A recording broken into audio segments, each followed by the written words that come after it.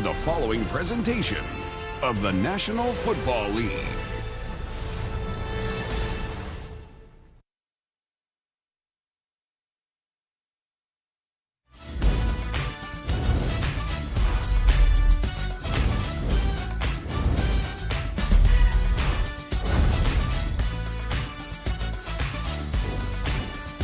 There's your weather conditions, mid-40s. Had some pretty gnarly lightning thunderstorms here in the East Rutherford tri-state area yesterday. But so far the weather holding up as we are just about ready. There's your coaching matchup. Sean McDermott was very businesslike in our conversation with him. They got right back to work Monday. Went through that ugly film from that setback in Jacksonville last week. And Robert Saleh, 2-6. Still no Zach Wilson, nearing his return, but for the time being, he is sticking with the hot hand, and that is Mike White, who was just incredible 2 weeks ago against the Bengals. Last week, the touchdown pass before he left with that forearm contusion, and we're going to see White to start this game. Buffalo won the toss, deferring, and it will be Jets football to begin. Tyler Bass, AFC Special Teams Player of the Month in October, will get us off and running as we are underway here in East Rutherford. 4 of the last 5 meetings between these two teams have been decided by 1 score. This is Tevin Coleman finding some open grass. You see the flag coming in from the right of your picture. It's a return of 31 if it stands. That's going to come back holding.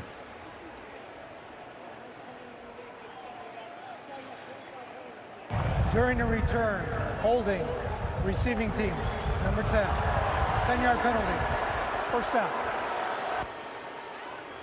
So that's Braxton Berrios, the man penalized. And here is Mike White, one of the most incredible NFL rookie quarterback starting debuts, Jay, 2 weeks ago against the Bengals in the history of the sport. Yeah, he doesn't lack confidence, Spiro, at all. I like it. It's a great story, and he's going to have a heck of a challenge going up against his Bills defense today. And when I say rookie, I mean his first start. Obviously, 3rd year in the league, but for all intents and purposes, not a lot of experience for White, who had never appeared in an NFL game prior to Week 7 when he came on for Zach Wilson after he sprained that ligament in his knee. So the starters, this offensive line for the Jets. Big news for them, the return of Corey Davis, who did not play the last couple of weeks with that hip injury. You see Vera Tucker, he's been one of the highest rated rookie offensive linemen in the league. As they try to protect Mike White, making just his 3rd career start against the Bills. And a pass deflected and nearly picked.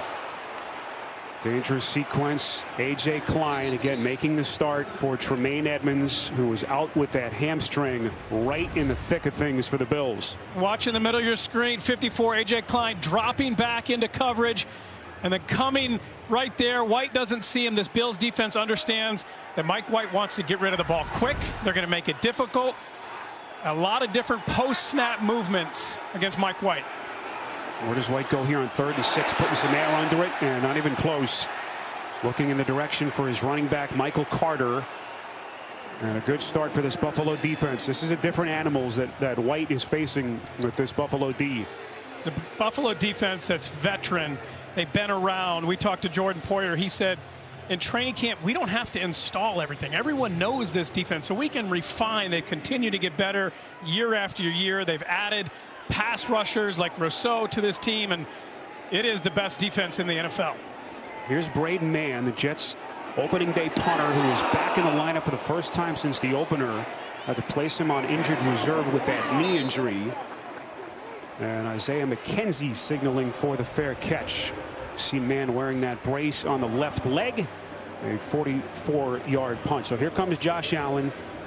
Jay, how quickly can he turn the page after what happened to them last week? And one thing, the last 2 games, very slow offensive starts against Miami and last week. Yeah, they need to put this Jets team away early. They want to come out. They want to put the Jacksonville game behind them, establish the run. I believe they're going to be under center a lot more today. Try to establish the run and hit play action shots and get back to playing Bills football. Good starting field position for the Bills as they begin from their own 42. Allen's going to go to the air, puts his back into it. And that pass is incomplete, looking for Stephon Diggs as they try to get him going. So here's Josh Allen. We spoke to him last night. First thing he told us, boy, watching that game tape last week was not easy. Well, when I watched the tape, I saw a lot of Diggs open early, and Josh Allen missed him. He didn't get the ball. Part of that, a big reason, was the pressure, the interior pressure. Cody Ford, he was in there at right guard, really struggled. Taven Bryan blew through him all game, and with Spencer Brown back, it should be different today. Allen faking the handoff, completes.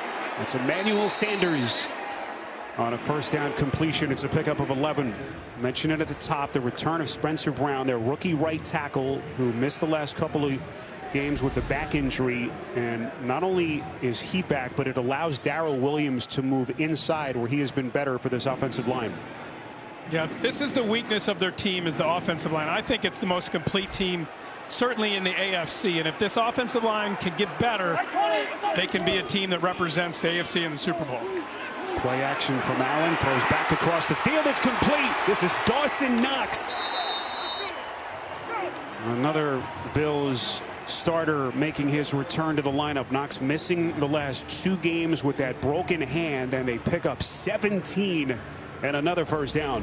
Dawson Knox is so special to this offense. You look at Josh Allen's passer rate, 152 when targeting Knox. So having him back out there does so much for this offense. The ability of Diggs to stretch the field, the ability of Knox to catch underneath stuff, and then Beasley in the slot. And he wasn't quite healthy last week either. First and 10. Singletary breaking free. This is going to be a first down, run and more.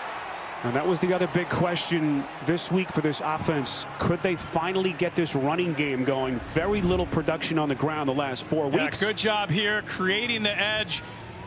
And then Singletary reading it and cutting back and getting outside. You can see just one-on-one with the corner. This is a Jets defense that struggles mightily against the rush. Against the Colts, 6.5 yards before contact average. They got tons of room between the defensive line and the linebackers. That's what the Bills are going to try to exploit today. Singletary, a 15-yard run. First and 10. Allen evades the sack, throws to the end zone. It's caught. Touchdown. It's Matt Breida for 6.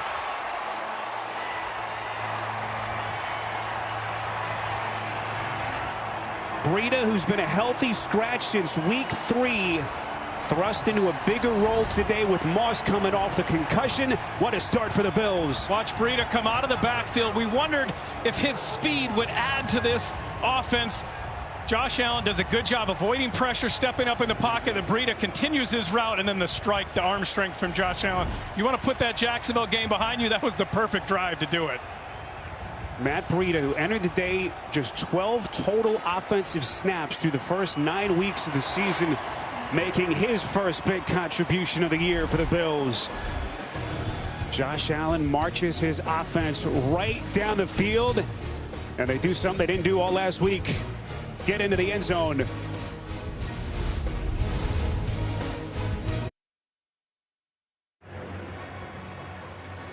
I kind of expected Sean McDermott maybe to throw a wrinkle, trying to tweak their offense, running back rotations. Matt Breida, again, who had been a healthy scratch since the 3rd week of the season, with a 15-yard touchdown grab. And what an opening drive for the Bills. 5 plays, 58 yards. A drive that began at their own 42-yard line, and they needed less than 2 minutes to get into the end zone. Bills offense that entered that Jacksonville game last week is the #1 scoring team in the league. Trying to get themselves back on track. Kick from Bass through the end zone as they'll begin at the 25. Boy, what a difference a couple of weeks make for this Jets offense. Now, granted, some of these numbers skewed with that kind of garbage time last week after they were down 30+ against the Colts, but no doubt it has been a much improved operation since White took over the reins. And what Mike White does is he runs the offense the way it's supposed to be run, meaning he goes through his progressions. It's a pure progression offense. If it's there, take it. If it's not, get to your check down. He gets through his reads pretty quick, and he gets rid of the ball much faster than Zach Wilson. White and company begin at their own 25-yard line. Michael Carter on the ground. It's a pickup of about 5 as they get to the 30-yard line. You saw Zach Wilson on the sideline. Questions that Robert Saleh already having to answer. The looming decision when Wilson is ready to return. Still not fully healthy yet. Looked pretty good in warm-ups, though, running around. We saw him warm up, and I think it's the right decision by Robert Saleh. Not only are you trying to develop a young quarterback, you're trying to establish a culture in that locker room. When you have a quarterback who's successful, like Mike White was against Cincinnati, and he runs the offense well, you have to continue to tell your team, I'm about winning. And I think that's why it was important to continue to play Mike White as he plays well. And I don't believe that you treat a quarterback, even a rookie quarterback who's drafted high, with kid gloves. It's okay for him to have struggles and to sit on the sideline and to learn from somebody else and watch what they do well. So much invested in Wilson, and he certainly is the future here, but a chance for him to hit the reset button, step back a little bit, get himself physically right, and see what Mike White has done. The 30-year quarterback making his 3rd consecutive start for the New York Jets. 3rd and 5. White delivers, and it is caught. That's going to be a first down for the Jets. It's a pickup of a half dozen. Braxton Berrios with a first down catch. This is what Mike White does well. Watch how quickly he gets through his progressions. He thinks he's going to go to the left because he has numbers over there. Looks, okay, it's not there.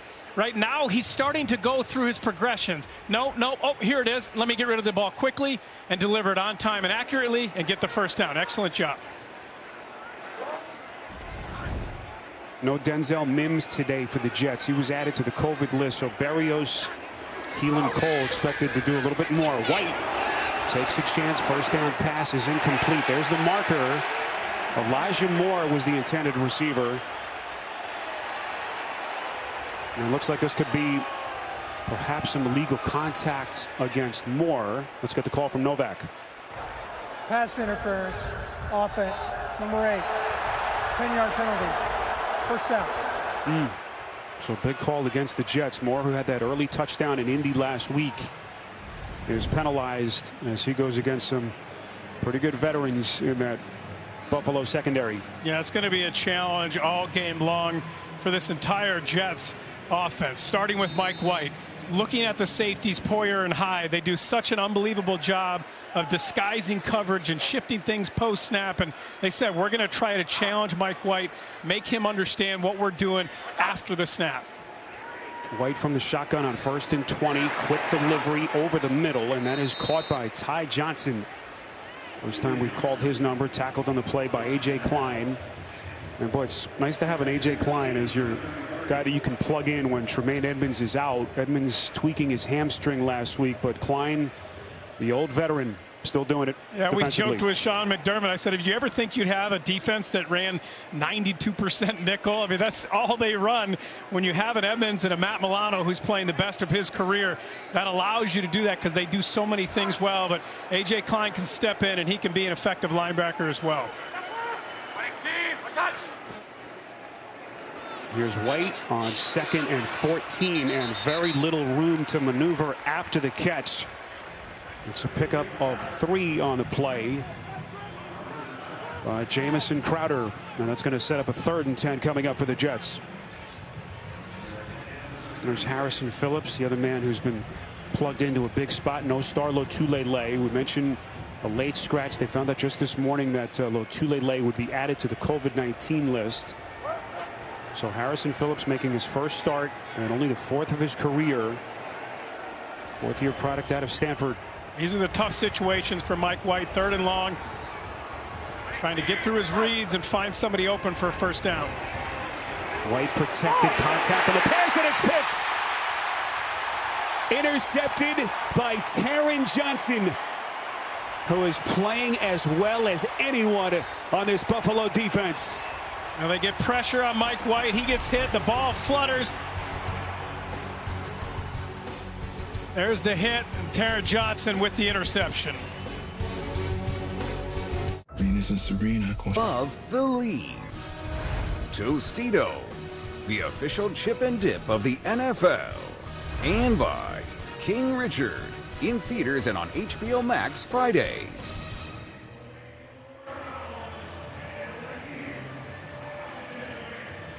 Now this Buffalo defense, how good have they been? Sensational. Lead the NFL in total defense, in terms of yards, scoring defense. And Terrence Johnson, who was a question mark after suffering the concussion last week with his first interception of the season. Allen back to the air as they begin. This is Matt Breida again, who had the 15-yard touchdown catch. It's a pickup of 4 on the check down. Jay, take us back to the pick. Well, I want you to watch F.A. Obata, 93 right here, and just watch the effort. He's blocked at first. He just won't allow himself to be blocked, continues to fight, gets his hand in there, and then the ball flutters and they get the interception. And that's what defines this defense, is work ethic and the humility to work hard. That entire defense, they continue all game long to give you everything that they have. Bills defense again playing without 2 of their most important defenders. Allen trying to take advantage to the air as he connects with Stephon Diggs for the first time today. That's a pickup of 7, and that's a first down for Buffalo. And we felt coming in that they would look at Diggs early and often. Didn't get him the ball enough last week when he had opportunities. We thought they were going to come in and run the ball. So far, they've been able to throw at a screen and a couple of times under center with play action shots. Fresh set of downs for the Bills as they work from the Jet 32-yard line. Play action from Allen. Puts a nice touch onto it, and that is batted down. Beautifully done by Michael Carter, who has been one of the bright spots on the back end of this Jets defense. Intended receiver was Isaiah McKenzie. Yeah, an excellent job by Michael Carter II. That's his 4th pass deflection of the year. It's been very solid, only allowing about 7 yards per attempt on the season. That's 3rd lowest among all rookies in the NFL. Of course, the Jets losing Marcus May, that devastating Achilles injury, done for the season. How will the secondary respond after losing their leader last week? Second down catch. This is Cole Beasley. Began the day as the Bills' leader in catches. A little bit short. That'll set up a 3rd and 3 coming up. First, let's get our first NFL Today update. JB and Coach. Cowher and special teams. Yeah, Jay Feely, you'll like this. Zaire Franklin's going to block the punt. It's going to get picked up by E.J. Speed. He's going to take it in for a 12-yard touchdown return. 10-0 Indianapolis over Jacksonville. You think Jake Feely will like that? Well, maybe not against him. I know Coach Cowher liked it, the old special teams coach there. Well, can this Jet defense get off the field on 3rd and 3? Allen from the gun delivers a strike. First down Buffalo. Isaiah McKenzie. It's a pickup of 12. Well, what you've seen so far is a clean pocket for Josh Allen. The ability to deliver the ball. Last week, unable to do that because of the interior pressure. McKenzie just sitting down in the zone, and Josh Allen quickly delivering the ball. See the nice clean pocket for Josh Allen. Yeah, Allen was hurried, harassed last week by that Jacksonville front. Pretty good pass protection so far here against the Jets. Little pitch play. Here's Breida trying to find the edge, forced out of bounds right around the 10-yard line. Good defensive close by Ashton Davis.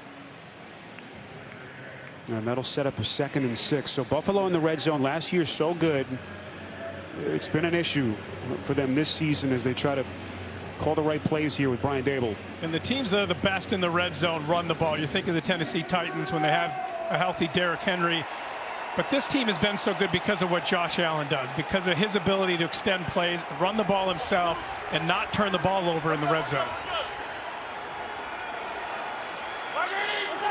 See that run pass differential. Zach Moss on his first take. Moss clearing the concussion protocol late in the week. He loses his hat there. Was a question mark whether or not he'd be able to play, as that backfield gets a little bit more crowded now with the emergence of Matt Breida. 3rd and 7. You're going to see 1st and 2nd down zone, and 3rd down pressure from the Jets and man coverage. When they go man coverage, you can look for the crossing routes. In particular, Diggs. He's so hard to cover. Really, there's nobody on the Jets who can cover it.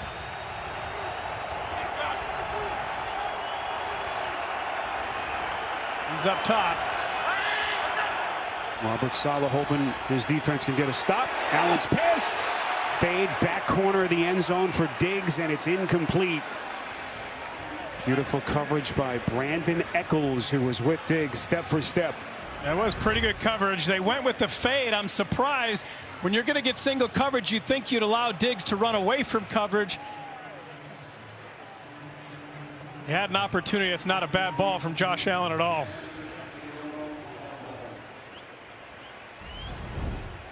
A dangerous looking play there down on the sideline.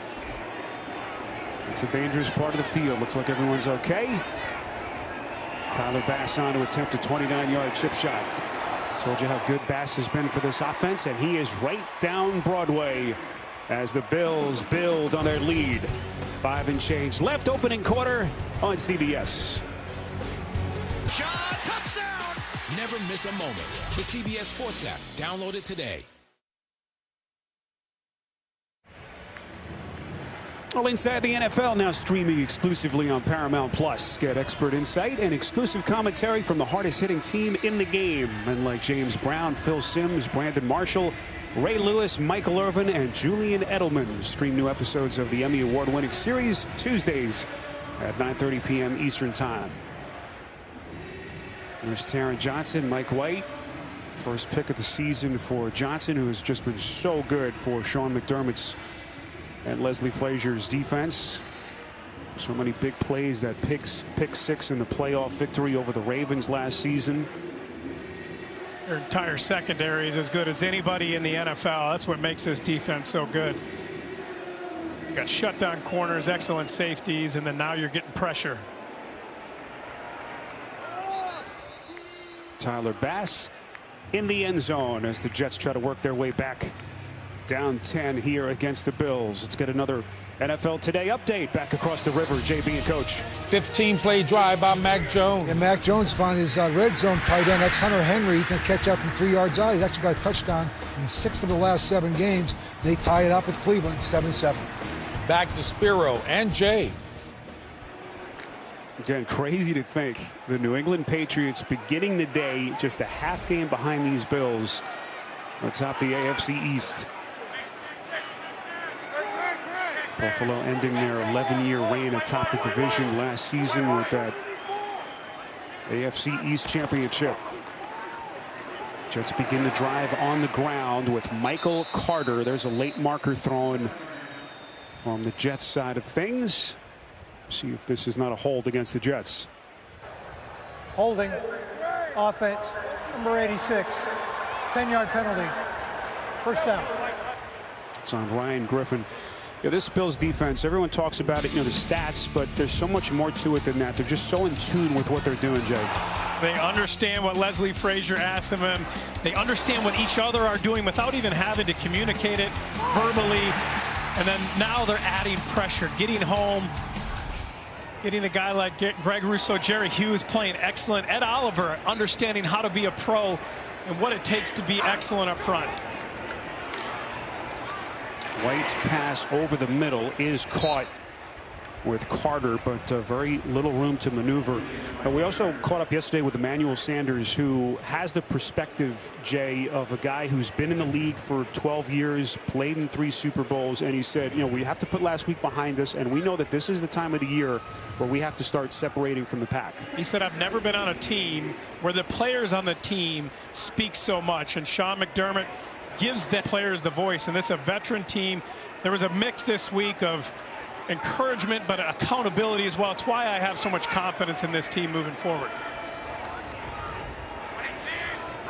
See those numbers. Jets offense just hasn't been able to get anything going. That pass deflected and nearly intercepted. Mike White is recognizing very quickly in this game just why this Buffalo defense has been so good. That one deflected by Milano. Once again, watch the linebackers dropping, reading White, and then getting a hand up. That's the second time we've seen that already. The Jets really have 4 slot receivers, and then you have Corey Davis. They haven't been able to push the ball down the field yet and take advantage of Corey Davis coming back. Part of that's because you have the excellent corner, Tre'Davious White, covering him.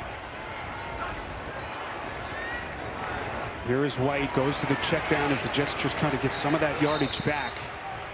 As Ty Johnson just barely getting to the 20-yard line, and already some of the boos here at MetLife Stadium. The Jets 3 possessions, 2 3-and-outs, and the interception. And the Bills coming in said they wanted to focus on 2 things. Their linebackers dropping and getting their hands up. They've deflected 2 balls, and then watching the running backs out of the backfield, not allowing them to beat them. That's what they've done so far.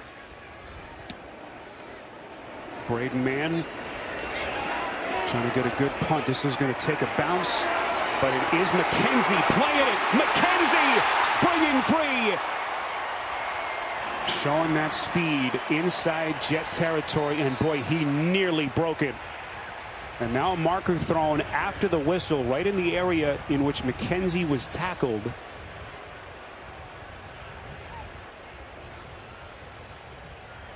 Isaiah McKenzie reminding everyone just how dangerous he can be in the return game.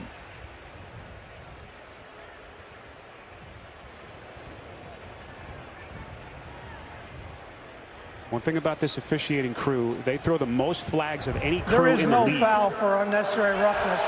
Timeout on the field. All right, there's your call from Scott Novak as they pick up the flag. So 3:25 left. 29-yard return by McKenzie. Gets it back to Allen next. With DirecTV Stream, Audi, and the all-new fully electric RS e-tron GT.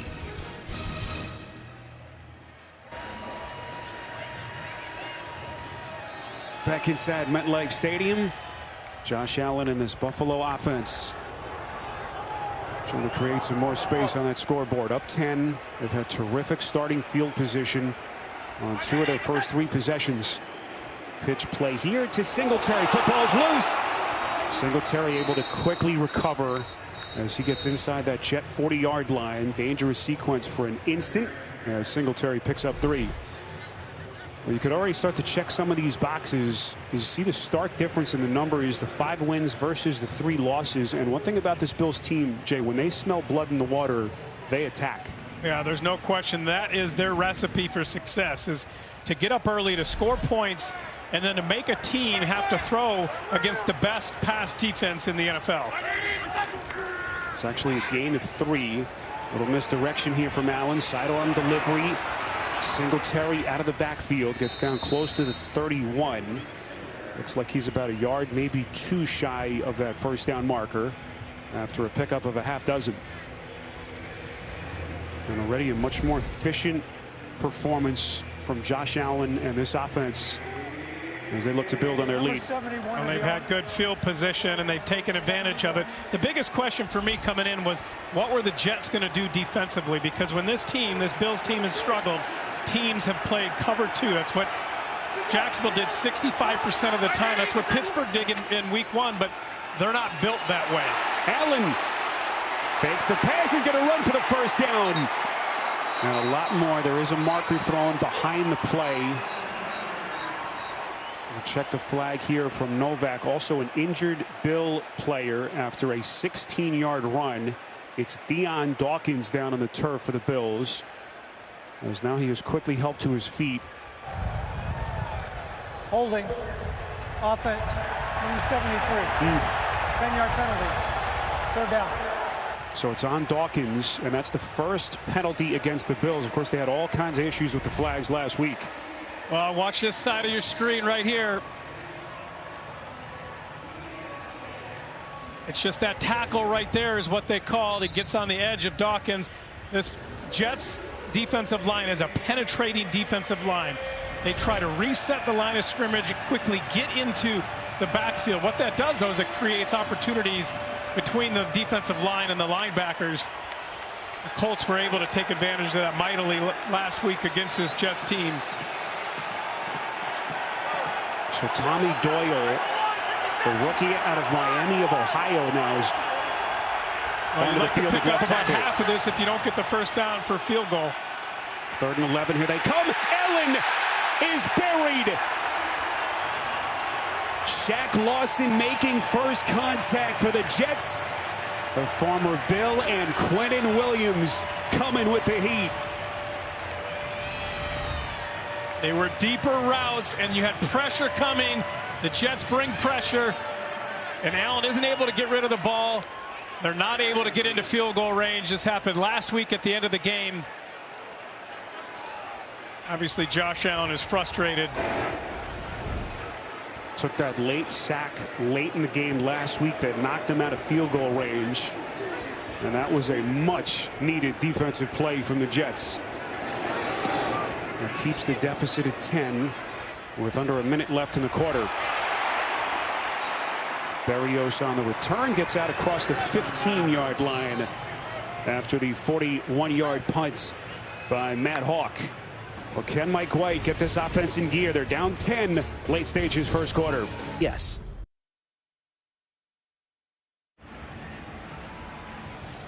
There's your first 3 offensive possessions for the Jets. It's been ugly, to say the least. Third straight start for Mike White. For the injured Zach Wilson. Can they get some points here? Final minute of the opening quarter. Well, Buffalo has taken away what you want to do. You're trying to throw the ball to the running back, 6 targets. They understand that. They're taking away the interior. So if you're Mike White, you have to find ways to move the ball when Buffalo's taking away what you want to do.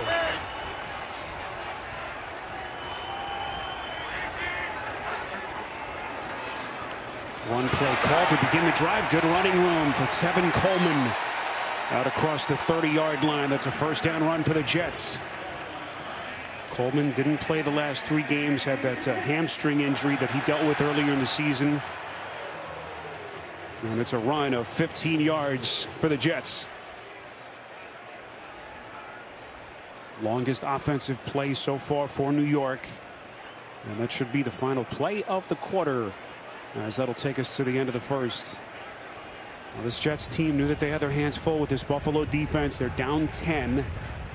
Josh Allen, game-opening touchdown drive. Matt Breida, 15-yard touchdown catch. Then the Bass field goal, and that is where we sit. 10-0 Bills as they lead here at MetLife Stadium. You're watching the NFL on CBS.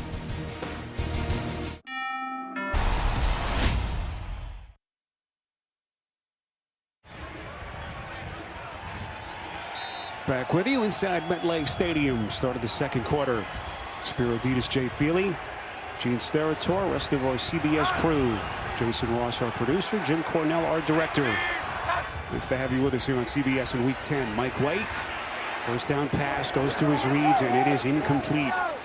Jay, the other change with this offense since White has taken over was Mike LaFleur, their offensive coordinator, moving upstairs. He started the first 7 weeks of the season down on the field. Part of that was going to get an extra voice down with Zach Wilson, but it's been a much better and efficient operation with him upstairs. I think all along he wanted to be upstairs, and when he finally moved up there, allows him to see it better and call it better. And they brought in John Beck, who's worked with Zach Wilson and Josh Johnson as well, and that allows him to be down there working with them on the sidelines, talking to them, and I think it's just a better setup for everybody.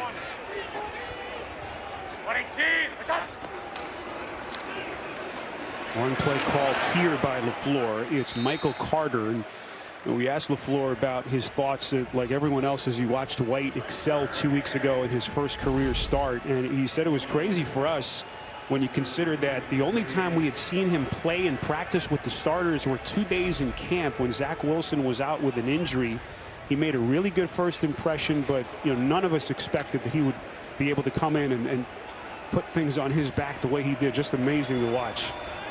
This is an important third down here. They haven't been able to target Corey Davis yet. Where does White go here on 3rd and 4? You see Davis, bottom of your screen. White, far side, has some room. It's caught. First down, Jets. Ty Johnson on the catch. It's a pickup of 8. Well, it's a good completion. He never looked to Corey Davis, and Corey Davis was open. Watch him come across the middle of the screen. There's a lot of room to run there for Corey Davis, but Mike White was looking left the whole way. Ty Johnson, the former 6th round pick of the Lions a couple of years ago, that 2019 draft. Much needed first down as this Jets offense now finally starting to show some life. 1st and 10 from just outside their own 45. Carter. Penalty flag thrown. It's a pickup of 8 if it stands, but this one it looks like is coming back.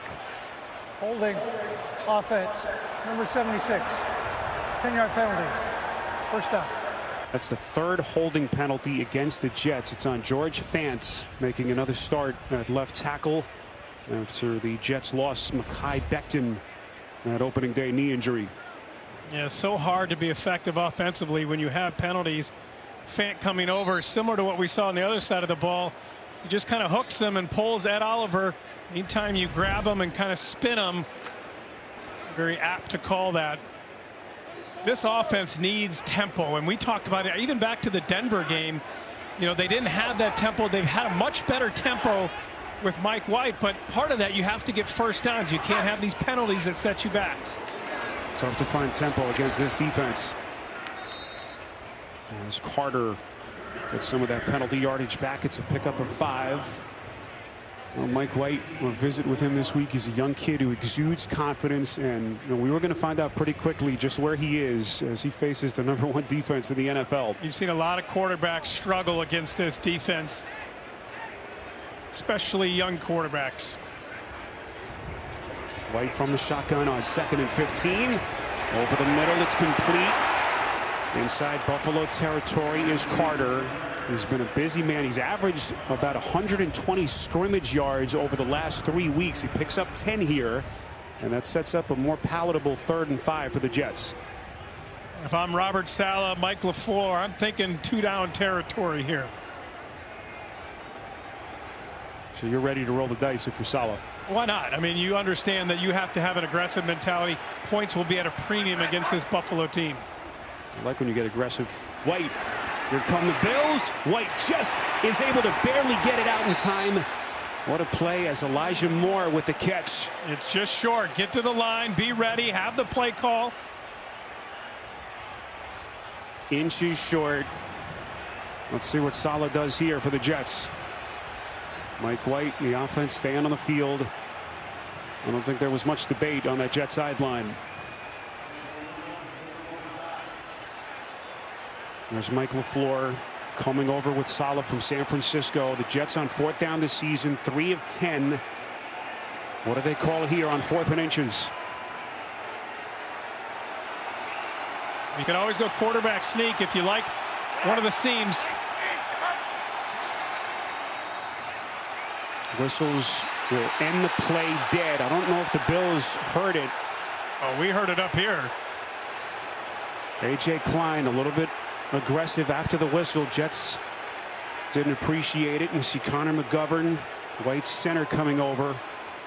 Jay, that's what you want to see from your offensive lineman. Yeah, you got to protect your quarterback, but that was late by A.J. Klein. Prior to the ball being snapped, delay game, offense. That's brutal. 5-yard penalty, 4th down. Well, I tell you, the Bills are fortunate that there wasn't anything called afterwards on Klein. And that changes the entire set of circumstances. And Robert Saleh is going to send out his punt team. Yeah, it's just inexcusable. You have to understand in that situation that you're going to go for it. You have to get up to the line of scrimmage, have the play called, and get the play off, and you get a delay of game. Timer, please set the game. I think that's a situation where you should have called a timeout on the sidelines and kept it 4th and short so you can go for it. But the offensive staff, your head coach, and the players did a poor job there. So Braden Mann on to punt. He's been a busy man already for the Jets.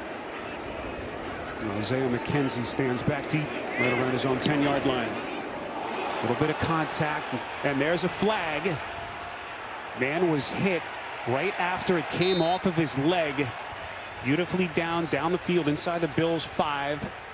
As we'll check the flag here. I didn't think there was enough contact. It's a 46-yard punt. As we await the call. I don't think it's a flag. Yeah, I think there's just something on the field that looks like a flag. There's a little piece of yellow cloth. Apparently it was thrown by someone on the sideline. There's no better feeling than a win, except a BetMGM win.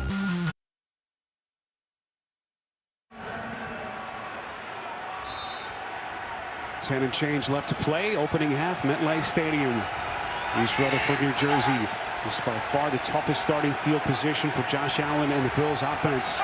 as they begin inside their own 5-yard line. Zach Moss got a question mark this week coming off the concussion, as he will pick up about 4 yards. Jay, a lot of talk this week about the offense and maybe too much on the plate of Josh Allen trying to force things with the 3 turnovers last week. And you see how much of the offense he accounts for, even higher than Lamar Jackson through the first 9 weeks of the season. Yeah, and I just trust Josh Allen so much. Brian Daboll told us, I'm not concerned with balance. We're going to do whatever we need to do to win. And I just think you ride with Josh Allen. I mean, it's more on that offensive line than it is on taking the ball out of Josh Allen's hands. Quick delivery that time. Allen to Beasley on a 7-yard catch. And we asked Daboll about it. He said his message to Josh this week was simple. As the Bills pick up the first down, he told them, we're in this together and we're going to figure it out. There was no panic. No overanalyzing about the lack of a run game. They believe that they're going to figure it out, and they certainly are so far here. Well, they all knew that you're going to continue to see the 2-deep safety look, teams trying to take away what you do in the big plays and force you, really dare you to run the ball. Here's Moss, and you can certainly sense the recommitment as they try to get this running game going, because big picture, as Sean McDermott said this week and told us, you have to at least have the threat of a run game as they try to avoid being that one-dimensional offense that, you know, look, if they're going to get where they want to, it just can't happen. Yeah, Emmanuel Sanders even told us, you know, in 2014 with Peyton Manning and the Broncos, that's exactly what teams did to them. And you think about the Kansas City Chiefs and some of the struggles their offense is having this year, it's because of the same thing defensively. Allen's second down pass is caught by Stephon Diggs, far side of the field. And if they can get this guy going after just a record-setting season that he had last year for the Bills, it'll add that vertical element that has been missing over the last 4 weeks. Third down. This is where the Jets like to bring pressure. Got a single high safety in the middle. Man coverage outside. Allen dissects the defense pre-snap. Sidearm delivery complete. Stephon Diggs. First down Bills. It's a pickup of 6. And Diggs is a little bit upset with himself. Thought that he just was close to breaking one free. Well, yeah, just watch him. Every time they go to man, they're going to look for Diggs, try and isolate him, a little rub route. He knew that the opportunity was there for a big one. Just didn't get it. But anytime you see this Jets team go man coverage on Stephon Diggs, expect for Josh Allen to look to find and get him the ball. By the way, what a tackle by C.J. Mosley in space. Oh, he's been excellent against for this Diggs. team. One of the best in the business. Josh Allen, by the way, now 12 of 10 passing. He builds on that number. Threading the needle. Finding Sanders for another first down. It's a pickup of 16. Let's get another NFL Today update. JB and Coach. Patriots looking for a 4th straight. Yeah, Mac Jones looked anything but a rookie. Here he's going to find Kendrick Bourne from 23 yards out. Mac Jones on the day, 9 of 10, 116 yards, 2 touchdowns. New England 21, Cleveland 7. Wow. Spiro and Jay. Boy, what a start to that Mac Jones era in New England. The last Incredible. thing the Bills and Jets fans want to see is another good quarterback up in New England. Allen, boy, somehow escapes. He pulls a Houdini out across the 45-yard line. The elusiveness of this young man has just been something to behold over the last couple of years. The athleticism with that cannon of a right arm that he has. 2nd and 6. Yeah, there was good coverage downfield. And Josh Allen last week pushed it a couple of times when he shouldn't have. He admitted the interception to Josh Allen from the Jaguars was a bad decision. Sometimes you just got to pull it down and get what you can get and not make a bad play worse. Allen, 25 years of age, year 4. Last season, the NFL's runner-up in the MVP vote behind Aaron Rodgers, as he basically rewrote the Bills' quarterback records. Allen is lit up. Never felt or saw Jared Wilson coming with some nasty heat for the Jets. It's a loss of 8. Well, they just bring a blitz. Watch right here. He's going to just come right off the edge clean. And Josh Allen never sees him. Nobody blocks him. He never sees him, and he holds on to the ball too long. And that's as much on Josh Allen as anybody else. He's got to see that coming and get rid of the ball. Wilson, a bigger role. They signed him after the opener after they lost LaMarcus Joyner to the season-ending tricep injury. Now, of course, no Marcus May. Big play for Wilson. 3rd and 14. Sidearm delivery again from Allen, and it's incomplete.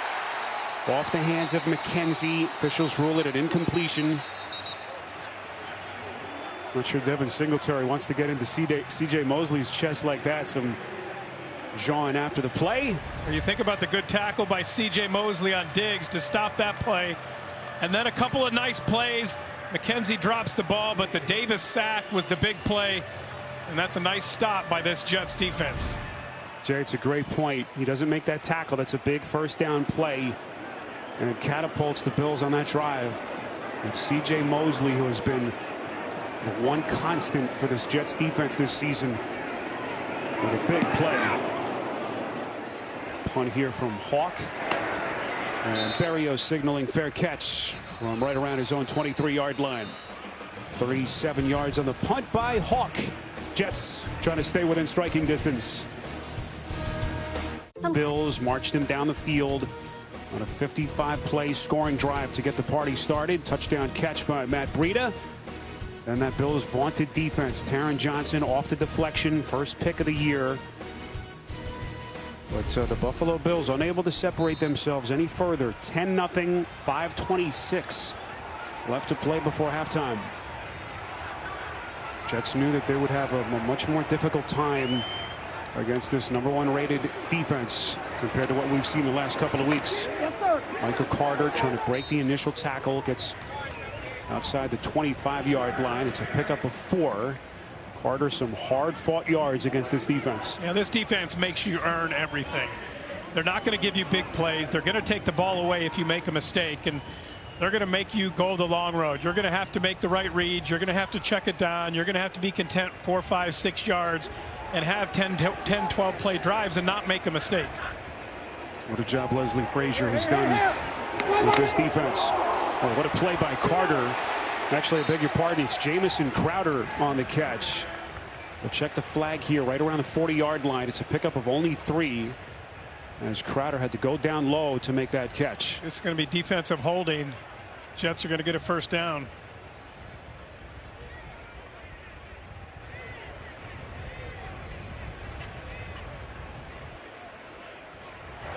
Prior to the pass, holding, defense, number 21. 5-yard penalty, automatic, first down. That's on Poyer. Jordan Poyer doesn't make many mistakes. You're just going to see him right here on the slot. There's the contact, and you can just see kind of the grab right there. There wasn't a whole lot there at all. Jordan Poyer played all 61 snaps last week despite that shoulder injury. On the flag, Tevin Coleman going backwards. A.J. Klein giving chase. Boy, he has made some big plays already for this defense, making the start for the injured Tremaine Edmonds. Yeah, he's played well already. Watch him right in the middle, and he just shoots it. He reads it, sees it, and comes up and makes the play. They have 3 very good linebackers. Tremaine Edmonds, he has the length, the size, sideline to sideline ability. Matt Milano has played as good as any linebacker in the NFL this year. And then A.J. Klein, the ability to come in and give them somebody else who can be a very solid contributor to this defense. White, they pick up the blitz. Wide open, it's caught. Ryan Griffin with a much-needed pickup for the Jets. And what a bit of blitz pickup by New York up front as Griffin burns him for 29. The Bills don't blitz often. They blitz, and Griffin just sits down into this window right behind A.J. Klein. As he goes up, that's a very good job by Mike White, recognizing the blitz, knowing where to go and where your hot route is. Get rid of the ball quickly and get the first down. Contact at the 49-yard line. All right, so they're going to mark it down at the Bills' 49. But, Jay, that's what you want to see from your quarterback, knowing you're about to get hit, facing the pressure, And White delivers a strike to Griffin. That's what's been impressive about Mike White is his ability to be calm in the pocket.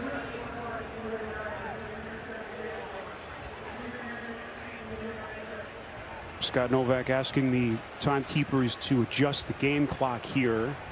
So it is officially a 19-yard completion as they mark it down on the Jets side of the field at the 49-yard line. Mike White hasn't pushed the ball down the field very much.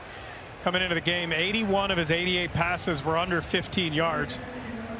But he's been pretty effective under pressure. 12 for 18, 150 yards, 2 touchdowns and an interception. Mike White, the former 5th-round pick of the Cowboys, the 2018 draft, #3 quarterback behind Dak. Eventually cut, practice squad player for the Jets over the last couple of seasons. As he is under the microscope again. Sean McDermott calling a timeout. Looked like they're going to whistle that play dead before the snap. And some more pushing here as White, well, he is taking some lumps after snaps. Sean McDermott got the timeout. He ran down the sideline, saw something he didn't like, and then a late flag came in. It was Harrison Phillips who was on White's back.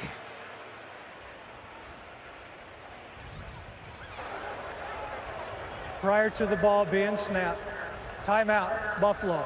First charge of the first half. I think the flag was on Matt Milano, but it was going to be defensive holding, so because the timeout happened, that didn't happen, and there's no penalty. Well, that turns out nicely for Sean McDermott and the Bills. So everyone will reset. And we'll get a break. 3:35 left before halftime. You're watching the NFL on CBS. When you're driving a Lincoln, stress seems... Time for a special offer.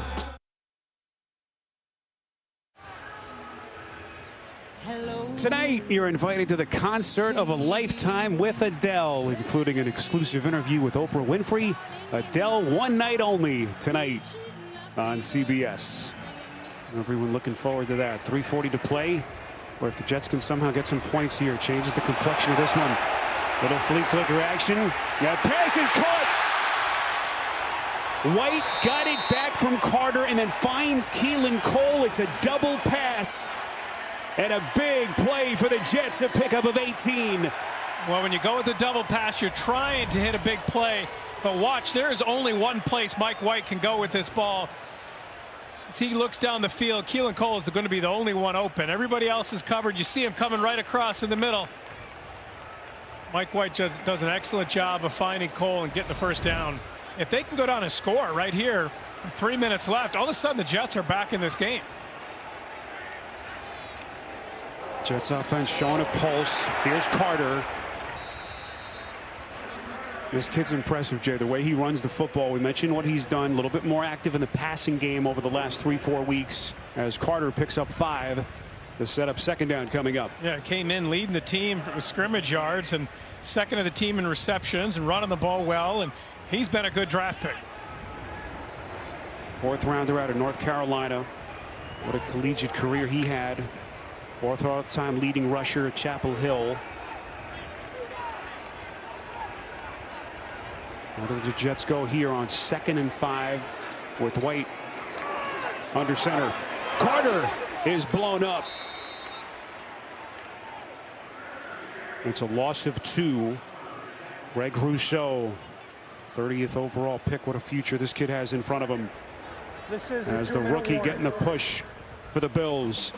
That takes us to the 2-minute warning. Jets looking for points. They're down 10 on CBS.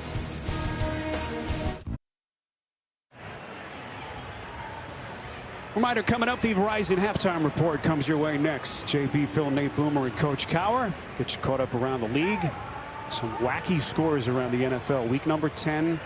It's all coming up on the Verizon halftime report. Biggest play of the day so far for the Jets. 3rd and 7. You saw Corey Davis there. He does not have a catch yet. He's in the slot. You're in field goal range, so you're trying to get the first down. And they're right on the edge of Amendola's range. That ball is loose. What's the call here? No whistle yet. It's recovered by Addison. See if this is going to be ruled a fumble. as Mike White takes a shot. It was Ed Oliver who jarred it loose. Is that ball moving forward? Is that the ball was fumbled. Quarterback did not have control. Recovered by the defense. So it is ruled a fumble. Here's a good recovered look by Buffalo. Yeah, that hand does not look like it was moving forward. It's a big shot that Mike White took. And the call on the field is a fumble. There'll have to be indisputable evidence to overturn that. Or just as you thought the Jets would at least get a shot at the field goal, a disastrous sequence. And Ed Oliver, one of the first players that Sean McDermott mentioned when we asked him about his defense, his development, the emergence. What a play by Oliver as Addison with the recovery. Of course, every turnover is subject to automatic review as they try to confirm this with New York. Let's bring in Gene Steratore, our rules analyst. Gene, how do you see this? All we need by rule is that arm to move forward by one camera frame in the possession of the quarterback's hand for it to be a forward pass. This is right at the beginning of movement, and we're getting a couple of angles even as we speak. And again, all you need is forward motion with a slight bit of control. And in my opinion, I think he has that type of control just for that instant, which would make that an incomplete pass. All right, so Gene weighing in for us. Mike White eagerly anticipating the call here. That'd be huge for the Jets if they could get it incomplete and come out and attempt a field goal. Looks like the Jets field goal unit is coming back onto the field. After review, it was a complete forward pass. Fourth down. Gene had it nailed. So Amendola gets to come in and attempt a 48-yard field goal. He's only 1 for 4 over 40 yards so far this year in his rookie season. Clock to 1 minute, 57 seconds. Boy, Jay, that was as close as you could get. Tough break for the Bills, but Amendola, who, as Jay just pointed out, struggled from outside of 40. As we thank Gene Steratore for weighing in. Gene all over it as usual. And here's Amendola. He's long in the season, 49 yards. This one officially from 48. Good snap, good hold. Amendola right down the middle.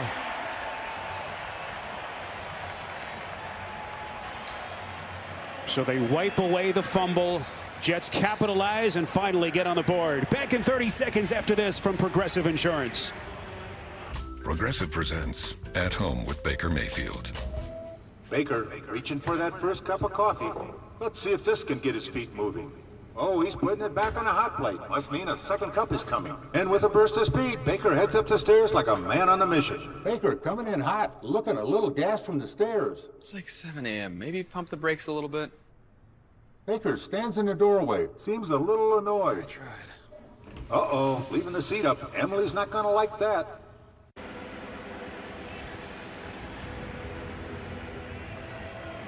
A big sequence of events. The fumble initially ruled on the field. They overturn, ruled an incompletion. So the Jets with a chance at the field goal. And Amendola, who has struggled from outside of 40, hitting on a 48-yarder to get the Jets their first points. The Bills started out so fast. They get a 10-0 lead. They're driving again to go up 2 scores or more. They get a stop. I remember the sack on Josh Allen, and then they get a couple of stops on defense, and now it's a 1-score game. The biggest surprise so far has been the Jets defense after that tough start. They gave up the touchdown on Buffalo's first drive. They have tightened the clamps on Josh Allen in this offense. Another reminder coming up, the Verizon halftime report. JB and the fellas standing by. Take you around the league as week number 10 continues. The Verizon halftime report is next. So the Bills 2 timeouts. How do they handle things here with a $1:53 left on the clock? They'll begin at the 25. Yeah, you like to double dip. They get the ball to begin the second half. So you got 2 timeouts, 1:53. Try and be aggressive and go score, and then do it again after halftime.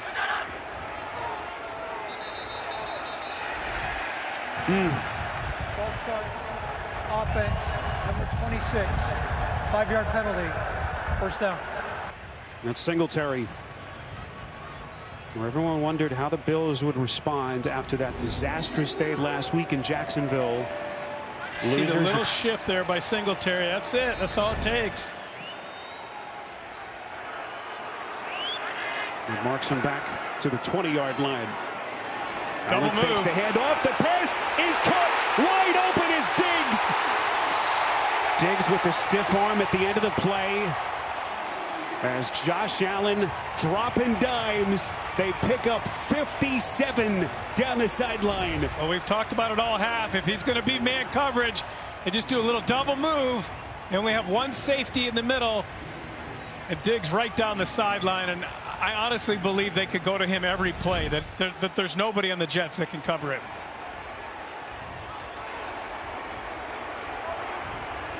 First and 10 Bills. Suddenly at the Jet 23. Allen faking the pass. Then on the ground it's Moss. Moss taking on tacklers.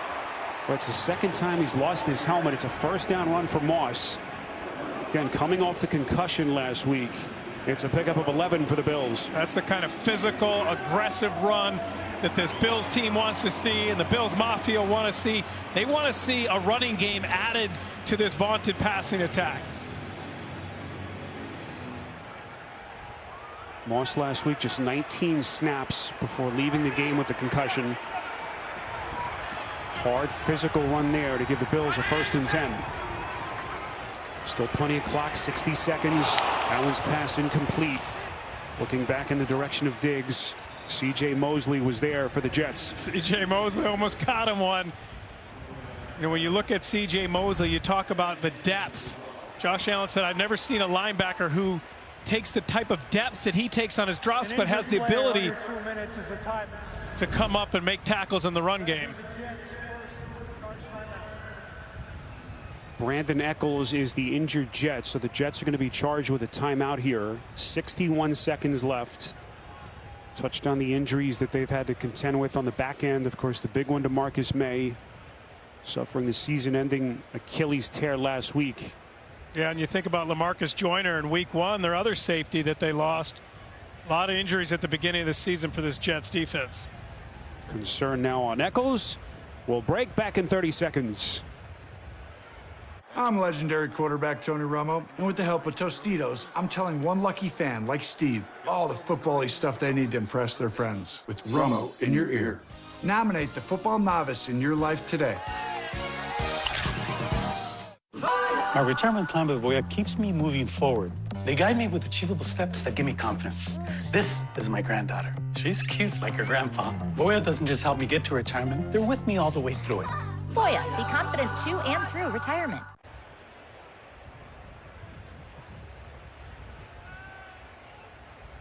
Well, everyone waiting for Stephon Diggs to break through.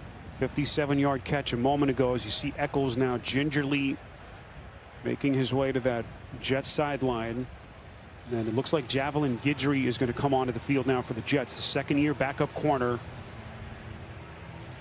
Made the Jets as an undrafted rookie last season. Tough, fast player. And now he is thrust under the microscope here in a big spot.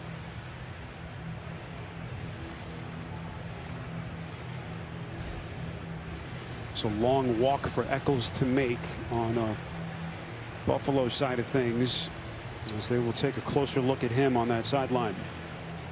This is where Buffalo can look for Dawson Knox as well. And look at the Diggs matchup. They went to that earlier, tried to fade in the red zone, but Dawson Knox has been so good for them from that tight end position. Yeah, Knox was probably playing the best ball of his career before the injury, the broken hand. And the big catch earlier. Can this offense deliver again in the red zone? Allen on 2nd and 10. Back shoulder throw. It is caught. Was he in? Touchdown. What a catch by Diggs. And Josh Allen going right at Guidry. Yeah, why not? You just feel like Stephon Diggs can't be covered. Watch this throw by Josh Allen. Discussing the play, the receiver got 1 foot down inbounds. It's incomplete. So the near side official signaled touchdown, but he's overruled by Scott Novak. The left foot up in the air there. There's the 1 foot down. And the left foot doesn't get down, and his cheek is out of bounds as well, so it's incomplete. Incredible concentration from Diggs, just ran out of real estate. Lone setback here is Moss. 57 seconds left in the half. He's down at the bottom. You can go right back to him. Single coverage. Allen does exactly that to the end zone. Diggs has it. Touchdown.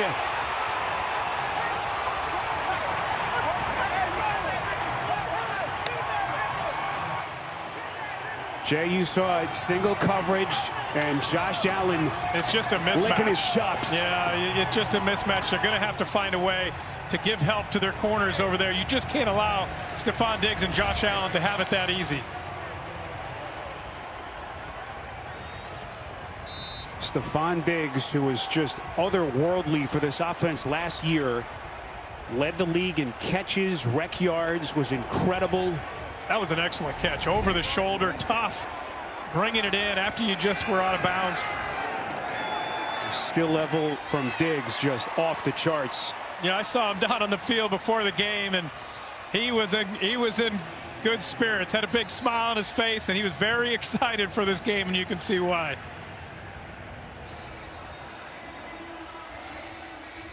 Well, Salute to Service is the NFL's year-round effort to honor, empower, and connect our nation's service members, veterans, and their families. You can learn about the NFL's work with its long-standing military and veteran nonprofit partners by visiting NFL.com/salute.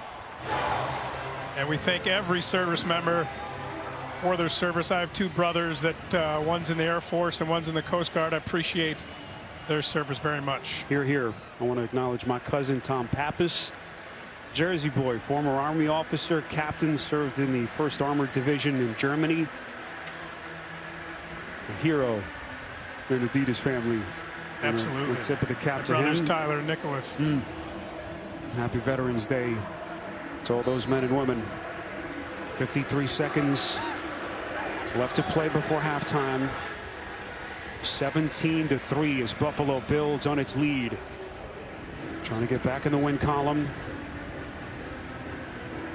2 losses in their last 3 weeks as they extend to a 14-point lead. Jay, let's see how the Jets handle this. I think you need to be smart, Spiro. I mean, it's 17-3. That drive was all Diggs. It was Josh Allen to Diggs, and they're going to get the ball to begin the second half. The last thing you want is to turn this ball over. If you get a first down, run a couple of smart plays. If it's there, if you're Mike White, take it. If you get a first down, then you can start to be aggressive, but be smart with the ball. Let's see how Robert Saleh and Mike LaFleur play this year. They do have 2 timeouts as they begin at their own 25-yard line. Jets go 10 personnel with 4 wides. White underneath. It's caught. Good drive starter here. That's Ty Johnson out to the 40. Pick up a 15. And that's a first down for the Jets. Perfect. Safe play. You throw it underneath. You get it to your running back. You get the first down. Now you can be aggressive. Now you're trying to get down and get into field goal range and get a field goal before half. White protected well, far side of the field, and that one is incomplete. The target line for the Jets is right around the Bills' 30-yard line as Amendola starts to get that right leg warmed up. Yeah, I think if you get to the 40, that'd be a 58-yard field goal. He has the range to be able to try that before halftime. I saw him doing it before the game.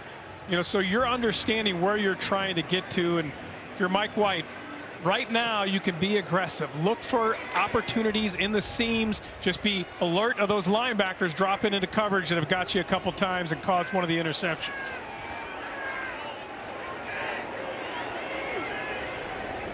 So White dissecting that defense pre-snap. Where does he go here on 2nd and 10? Here they come. White is hit on the release, and it's incomplete. They put it right where it had to be for Johnson as Ed Oliver was right in White's face. They were showing the double A-gap blitz. Those linebackers walk up. The offensive line has to collapse and then they drop back into coverage. Ed Oliver has really become a pro this year, and that's what Sean McDermott talked about to us. Just he's understanding what it takes to be successful in the NFL and really playing his best football. Third year for Oliver. 9th overall pick back in the 2019 draft. Down to 20 seconds. White steps up in the pocket. That pass is caught. What a pass. Davis football came loose. What's the call here? And the officials say Buffalo has it. Micah Hyde with the recovery. Unbelievable. Davis with his first catch would have been right in field goal range for the Jets, but they turn it over. Well, beautiful throw by Mike White. Steps up in the pocket and delivers it. And as Corey Davis is going down, the ball just gets ripped out. This Buffalo defense is so good at creating turnovers. I mean, you're just a good job by Corey Davis. High pointing that ball, trying to get extra yards, and then just rips that ball out. Certainly looks like it was out before he hit the ground. Jay, what a play by Hyde. Not only recovered, he jarred it loose. How good has Micah Hyde been on the back end of this defense over the last couple of years for Sean McDermott? All-Pro and Pro Bowler in his first season after coming over back in that 2017 season. Big play for the Bills. Looks like Beasley moved. Number 11. 5-yard penalty. First down. Yeah, with 9 seconds left, I wouldn't do anything here. Just go to halftime and you get the ball in the second half. You're in field goal range already. You got a nice throw from your quarterback, and then watch Hyde as he's coming down, just rip that ball out. Boy, that would have been a 29-yard completion. What a turn of events, and a wild close to that first half. Defensive gem by Hyde as Buffalo will take a 14-point lead into the halftime locker room. 17-3. Halftime is next after these first half highlights from Verizon and a word from your local station. You know how some carriers give you so little for your older busted phone you just end up living with it? I don't think so. Verizon lets you trade in your broken phone for a shiny new one. You break it, we upgrade it. You dunk it, doggy bone it, slam it, wham it, strawberry jam it. We upgrade it. Get a 5G phone on us with select plans. Every customer, current, new, or business. Because everyone deserves better. And with plans starting at just $35, better costs less than you think. New. Time now to take a look at the first half highlight presented by State Farm. Buffalo offense, good start, game opening touchdown, and then late in the half, what a connection. Allen to Diggs, over the shoulder catch, working against Guidry, back corner of the end zone to get the Bills even more breathing room on the scoreboard. 17-3 as we get ready for the second half here at MetLife Stadium. Spiro and Jay back with you here in East Rutherford, New Jersey. Big part of the story this week was how this Josh Allen-led offense would react and put last week behind them. Started well, a little bit of a lull, middle 2 quarters, but played well to close.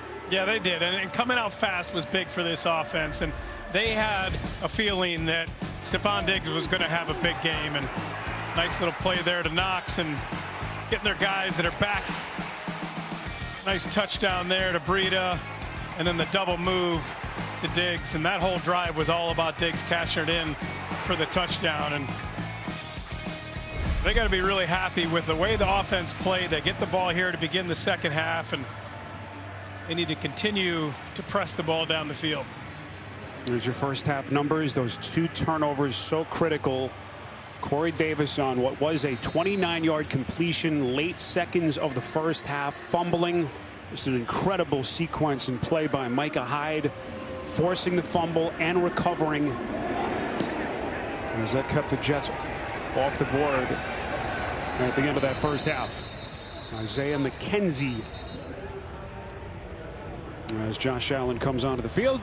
Jay, what about the Feely Files as we get ready for the second half? Well, when you look at this Jets defense, we talked about it a lot, but they have to give help on Stephon Diggs. You cannot allow him to be in single coverage. Got to have a safety over the top. And for the Bills, keep the pedal down. Don't let up.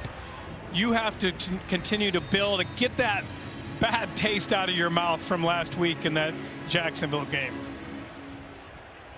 Told you about where the Bills sit. Just a half-game lead over New England. at the top of the AFC East. And at last check, the Patriots double-digit lead against Cleveland at home in Week 10. No help on Diggs. Allen going right back to the well. It's Diggs. Had the 57-yarder late first half, and boy, they continue to work against Guidry. It's a pickup of 23. Yeah, you got one deep safety, you got one-on-one, and if you're just going to continue to allow them to do it, the Bills are just going to keep taking it. I mean, as long as Diggs is single covered, Josh Allen, why would he go anywhere else? If you've just joined us, Guidry having to be pressed into duty late in the first half after Brandon Echols left the game. Still awaiting official word on Echols' status from the Jets. One play called. This is Singletary inside Jets territory. First down run inside the 45. Let's see if the officials officially mark it here. Not quite signaling for the first down. It appears as though Singletary now is going to be short. So they're going to mark it back all the way to the 45-yard line, a pickup of 7. We talked to Robert Saleh and Jeff Ulbrich, the defensive coordinator, about whether or not they would go and use that cover 2 look. It's not what they do. They're usually in cover 3, and it's difficult when you have so many young players like the Jets defense does to switch it up and do something that you don't necessarily do. But you figure if it works against this Buffalo team, why not try it? On 2nd and 3. Keep it on the ground again. This is Singletary keeping those legs churning. This will be a first down run all the way down to the Jet 32-yard line. And Jay, you could sense it right from the beginning. They wanted to run the football after they started kind of pass heavy, but from the middle stage of that first quarter, it's been a lot of the run. And it's not just running the ball, but getting under center, presenting the look like you're going to run the ball, and then being able to hit play action shots and go down the field. That's what's been successful. And you could see that sideline Sean McDermott erupt on that run, because they know how important it is moving forward to be the offense they want to be able to run the ball and to have some physicality.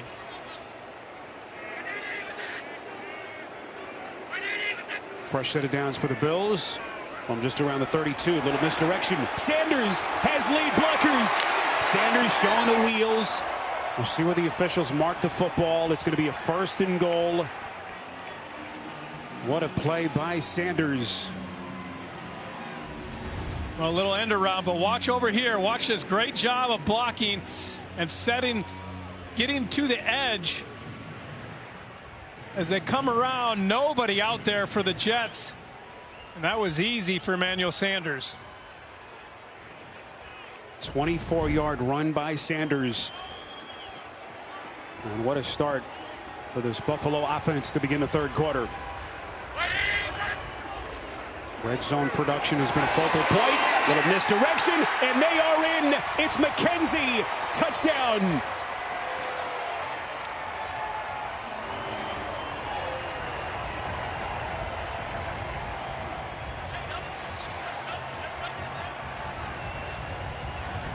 Well, Buffalo started the game marching down the field with a touchdown drive, and they do the same to begin the 2nd half. Yeah, just a little jet sweep, very similar to the end around you just saw. Just a handoff here, and then getting the edge, good blocking, and C.J. Mosley can't get over there. And that whole drive was just way too easy for Buffalo. And you're in New York, you go into halftime, you're trying to come out, play better on defense after you let them drive down the field and get a touchdown right before halftime, and that certainly was not a good effort from the Jets.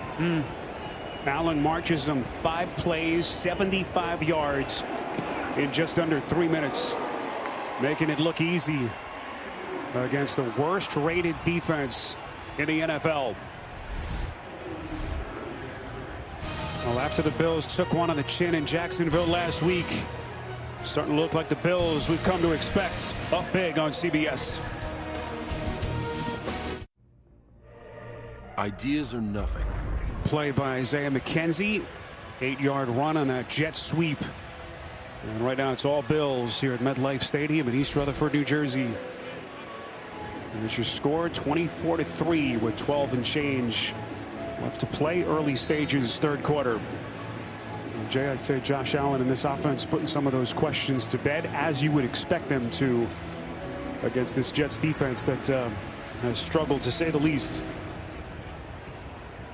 Tyler Bass booting it away. And this is going to be Coleman playing it from about a yard deep in his end zone. Excellent kickoff coverage down the field by the Bills as Coleman is down just outside the 15-yard line. This is a very good special teams unit. One of the reasons I really like this Bills team is because they're a complete team. You have the #1 defense in the NFL. You have an excellent special teams unit, and you have weapons on offense with a quarterback who can run the ball and throw the ball. Well, let's see what Mike White and this offense can do here. We knew that the deck was stacked against them, against this vaunted Bills defense. Down 21. What kind of fight do the Jets have here? With still plenty of time left. White's going to take a shot, puts his back into it, and that ball is picked. Tre'Davious White, the All-Pro corner. Turnover number 3 committed by the Jets. I was just about to say that Mike White hadn't made very many errors, but he pushes a ball when he shouldn't have, throws it into double coverage, and Tre'Davious White makes him pay. Coaches to Sidelines program that helps service members and veterans become excellent coaches and connects them to teams in their communities. Yesterday, the team hosted over 30 participants, full day of strategic coaching seminars with the help of Jets players Parker Ferguson and Zane Lewis, whom are both Air Force Academy products. What a moment there. Both of those players currently on IR, but lending a helping hand. Great initiative by the Jets. Allen's pass, boy, was that caught?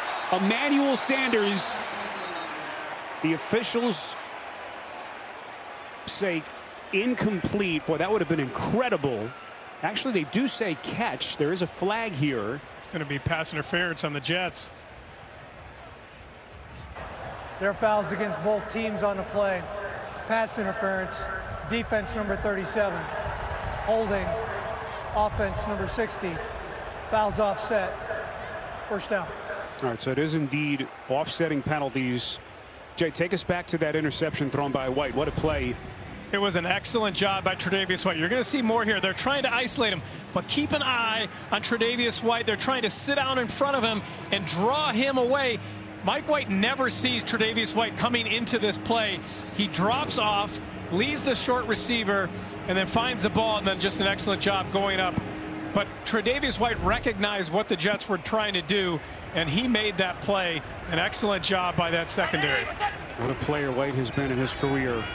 All-Pro, Pro Bowl corner. Allen, that arm strength, incredible. It's Gabriel Davis on the catch. All the way down to the Jet 15-yard line. And right now, Josh Allen operating with the precision of a surgeon as they pick up 49. Well, good to see Gabriel Davis get back involved in this offense. Haven't seen him a lot this year. Only 10 receptions coming in after 35 receptions last year. I really liked him last year. I thought he would progress and become, one of their stud receivers. He just hasn't been a big part of the offense, but a very good blocker and a downfield threat. Davis, terrific rookie season last year. Those 7 touchdown catches. Makes his first big play of the day. Here's Matt Breida. Had the early touchdown catch. Breida looking for more. Touchdown. And right now, the Bills pouring it on here at MetLife. Nice play by Matt Breida. And we wondered what his speed would do. Look at him get on the outside and just utilize his speed. Nice block there by Davis. And then Breida finding the seam, taking advantage of this porous Jets defense. And I think he gives an added dimension to this Bills offense out of the backfield that they don't have from Singletary or Moss. Told you about Breida. Hadn't played since all the way back in week 3. A healthy scratch for most of the season. He's got 2 touchdowns today for the Bills. And it's 31-3 Buffalo. Tre'Davious White getting his first pick of the season. And then Breida able to punch it in from 15 yards out. As someone who resembles someone else, I appreciate that Liberty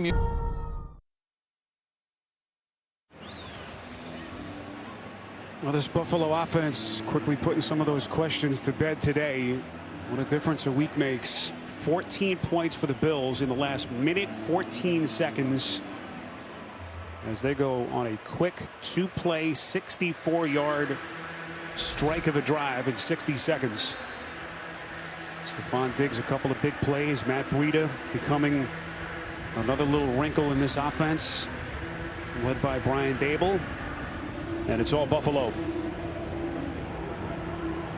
Bills fans keeping tabs on that New England-Cleveland game. All Patriots. As things getting real interesting at the top of the AFC East. Here's Tevin Coleman. Loses his footing. There's a flag thrown back at the 25-yard line. After a return of 28. See if it's coming During back. the return, holding. Receiving team number 83. 10-yard penalty. First down. That's on Kenny Yeboah. Practice squad elevation. Saturday at 3:30, another afternoon of the SEC on CBS, and it is going to be a good one. 25th ranked Arkansas in Tuscaloosa to face number 2 Alabama. Get you started for kickoff beginning at 2:30 Eastern with the drive to Atlanta, and that's followed at 3 Eastern by college football today. Saturday, the SEC is on CBS. So here's Mike White. How quickly can he put that last pick behind him? 2 interceptions. As he has come back crashing down to earth here against the Bills, and the Jets are still going backwards. Carter is blown up. Well, all that Mike White talk is going to quickly subside after this one. There's Zach Wilson, who was out on the field prior to this game, going through his warm-ups. It was a 2 to 4 week injury, the sprain of the PCL ligament in his knee. Jay looked real good, as this is the 3rd week of what they termed a 2 to 4 week timetable. Yeah, I thought he looked good in warm-ups. He moved well. He was moving around, throwing the ball, and when he's ready to come back and he's healthy enough to protect himself, I think that's the biggest issue for Robert Saleh. He's got to be able to protect himself, and they'll bring him back in. And I think this will be good for him to sit on the sidelines. He's had this time to kind of watch and learn. Nice little play here from Carter, breaking the initial tackle. The elusiveness of Carter on display as they pick up 18 yards and a first down. And you just wonder psychologically what the time off, seeing the success of White, what the offense should look like, how that all comes together for Wilson as he comes back. Well, when you hear Robert Saleh say that Mike White gave him a clear blueprint on how this offense is supposed to be run, that's a message to Zach Wilson. I'm telling you, this is the way we want to see it run. White with a quick striking delivery to Corey Davis.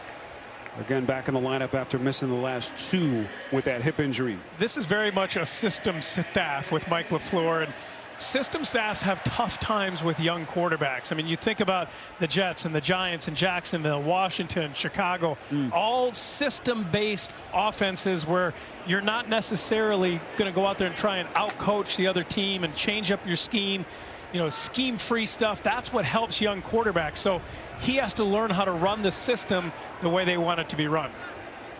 It's a great point, how quickly Wilson, the rookie, will be able to put things together when he eventually comes back. Coleman, as the Jets keep it on the ground, and it's a young offensive staff. There were some surprises when Saleh took over the job that he would hire such a young play caller like Mike LaFleur, but obviously the confidence in him, their time together in San Francisco. And LaFleur, in our conversation with him yesterday, said, I put a lot of, Zach's struggles on my shoulders as we try to figure this thing out together and make the necessary tweaks to their offense.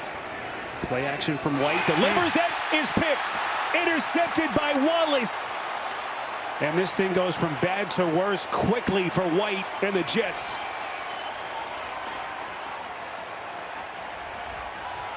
This was going to be the question coming into this game. Would Mike White be able to recognize what they were doing on defense and not put the ball in harm's way? And Wallace just jumps this route.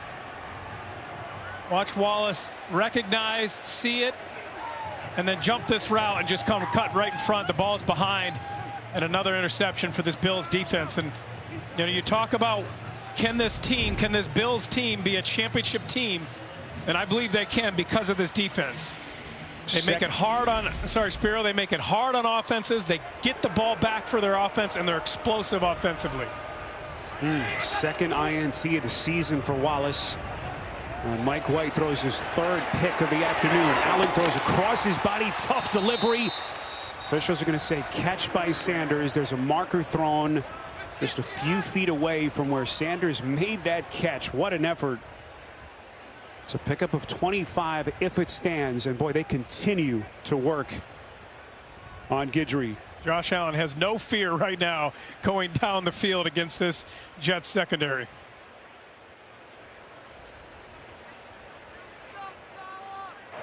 There's fouls against both teams on the play. Personal foul, face mask, defense number 40. Holding, offense, number 88. Fouls offset. First down. So Guidry and Dawson Knox for the Bills. And they will replay the down as they mark it back at the 45-yard line. Nice little break for the Jets. All Bills 31-3 with 8 and change left in this third quarter. Allen's going to go play action, has all day to throw. Near side to Diggs. And Stephon Diggs. That's going to be catch number 7. Over 120 yards now for Diggs. What a day he has put together. Jay, he started the day well off last season's pace. Only one 100-yard game on the season entering this one. Had 7 all of last year. And the Bills hoping that this is going to jumpstart the second half of his campaign. Diggs gets a much needed blow on second and short.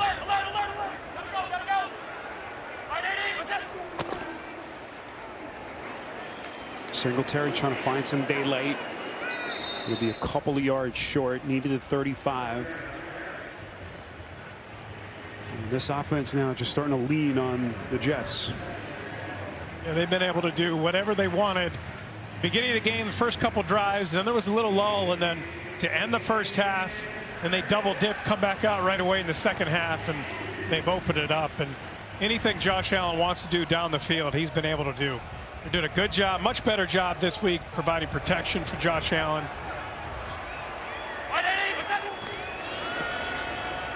Allen fakes the handoff. Stuck it. Far side of the field. It's broken up. Was it caught? Davis off the deflection. Incredible. There is a flag thrown just in front of the play. What concentration by Davis. If it sticks, it's a pickup of 36. Pass interference. Defense number 30. Penalties decline. First down. Boy, Gabriel Davis mentioned the slow start to the year. Only 10 catches entering this game. Look at the concentration and finding the ball, getting the feet down. Davis had that costly drop late in the game last week in Jacksonville, which would have put them in field goal range with under 2 minutes left. Boy, he has atoned for that. And has come with a nice little effort for this Bills offense today.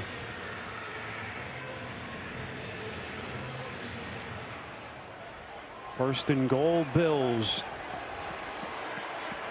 As they are knocking on the door yet again. Allen rolls out. The pitch back in the end zone, and it is incomplete. Dawson Knox. A little bit late to get to his feet. We'll check the flag. Knox coming back from that broken hand that cost him the last 2 weeks. What's the call here from Scott Novak? Personal foul. Unnecessary roughness on a defense number 57. Hit to a defenseless receiver. Half the distance of the goal. Automatic. First down. And C.J. Mosley is hot. You see the little flip there from Allen. Knox trying to catch this, and Mosley comes across. He makes contact with the head neck area on a defenseless receiver. That's tough for those defenders when the bodies are moving, they're going down, but if you make contact, they're going to call that every time.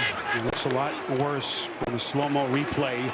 as Moss trying to punch it in. Touchdown.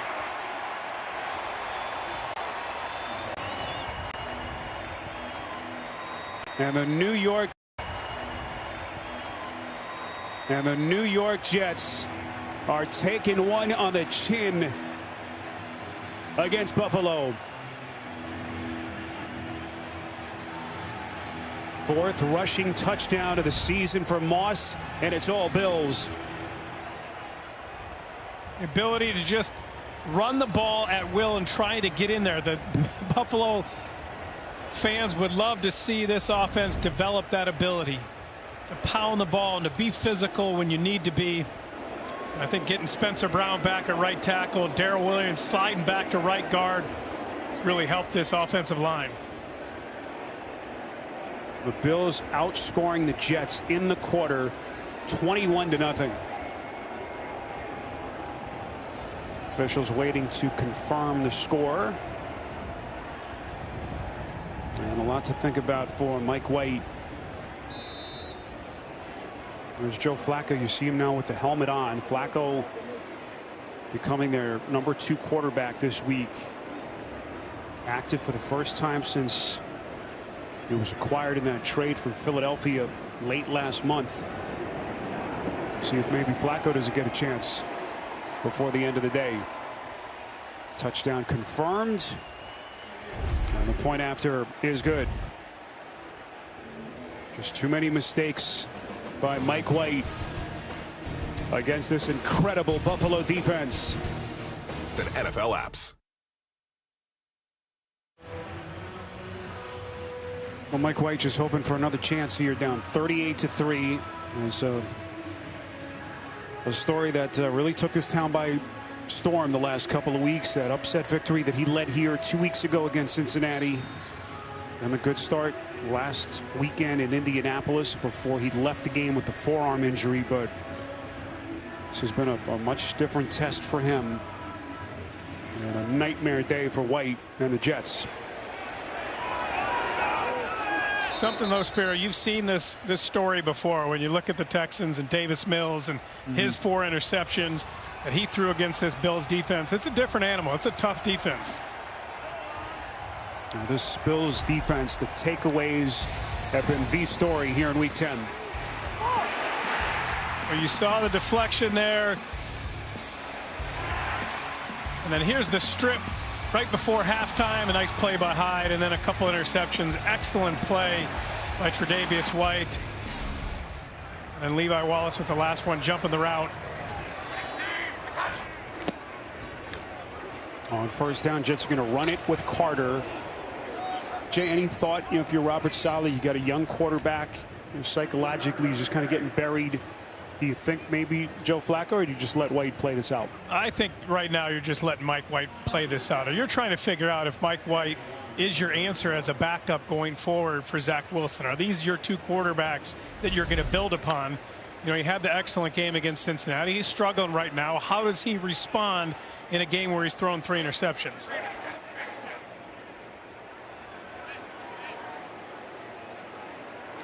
Carter will reset as the lone setback on 2nd and 2.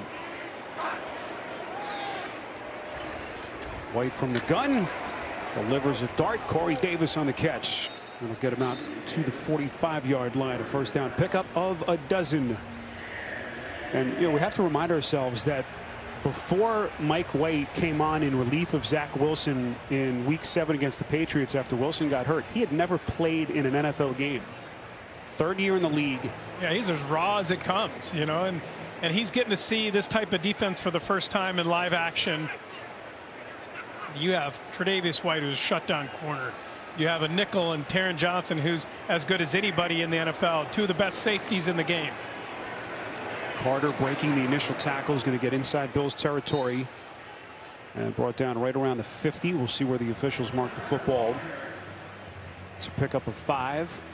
White grew up in Fort Lauderdale. He started his collegiate career at South Florida before playing his final 2 years, 2 prolific years at Western Kentucky under their then head coach Jeff Brom, who's now of course the head man at Purdue. Brom was so huge in his development Obviously one of the men enjoying White's success the last couple of weeks.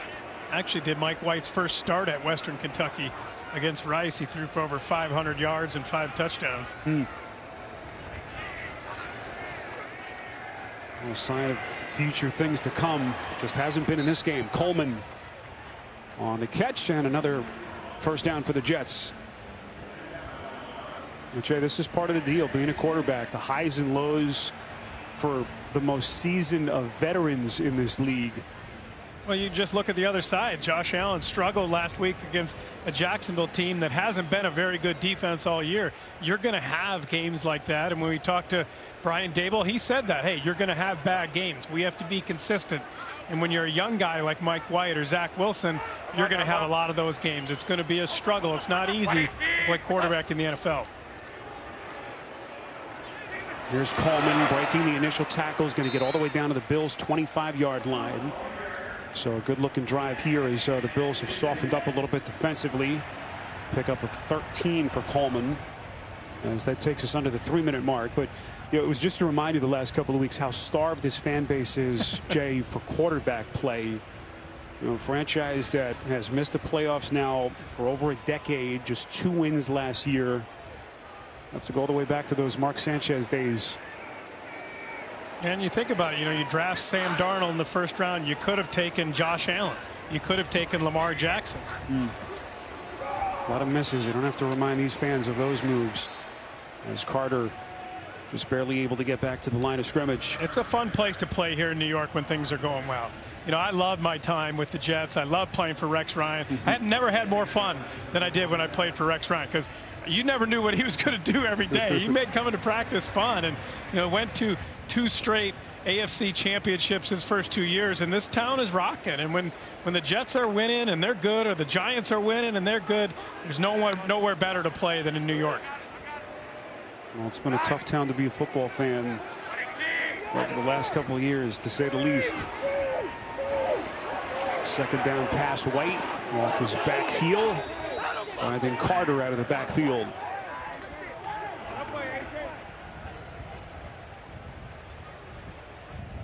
Well, this Jets team just so young.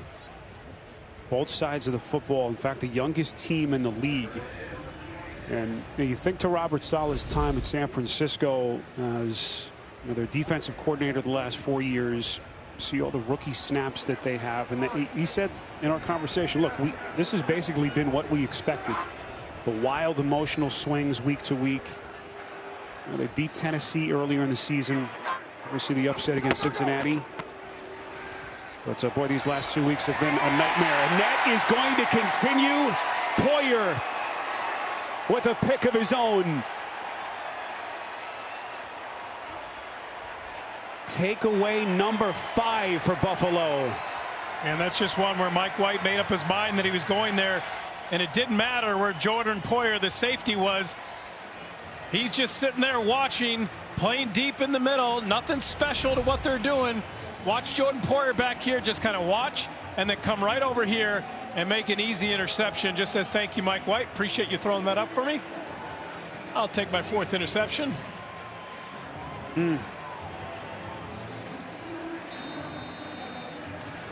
Number 71 of the offense is reporting a number 71. Well, you talk about opposite ends of the emotional spectrum from Mike White. Highest of highs here 2 weeks ago. And a lot going through that young man's mind down on the sideline.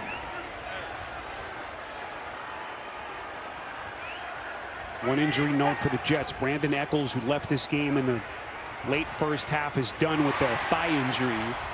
As Josh Allen gets right back to work, it's a pickup of 20, finding Gabriel Davis. Under a minute left. Injured Jet is Bryce Hall, who's a little bit late to get to his feet. Hall, the second-year kid out of Virginia.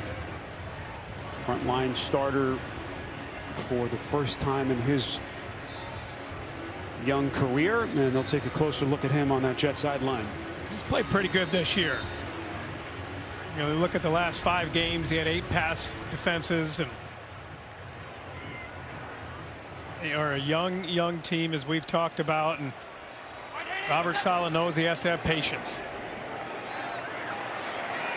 Allen's pass up the seam. Was it picked off the deflection? Sherrod Niesman. And finally, this Jet defense is able to make a play. That counts. That's the first interception for the secondary of the Jets all year. Shaq Lawson's the only one who has an interception for this Jets defense coming into the game. Isaiah Dunn did a nice job of coming back and getting the deflection right there. Dunn, who had played only 3 defensive snaps all season. The rookie out of Oregon State. And as Jay pointed out, that's the first interception by a Jet defensive back all season. Pretty incredible. It comes in week number 10. Niesman playing in a bigger role with the injuries that they have to deal with. Niesman last week, only the 3rd game in which he's gotten defensive snaps. Started the season on the injured list with that hamstring injury, missed the first 3 weeks.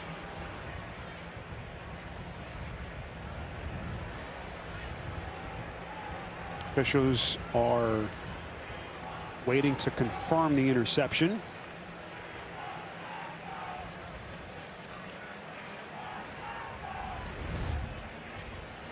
Jay will take one more look at this. Gets his hands underneath it. Whether or not he had, that ball looked like it moved right there. Every other angle, I didn't see anything, but that angle, they called it an interception on the field. Yeah, it looks like they have confirmed. So the interception stands with 32 seconds left in this 3rd quarter.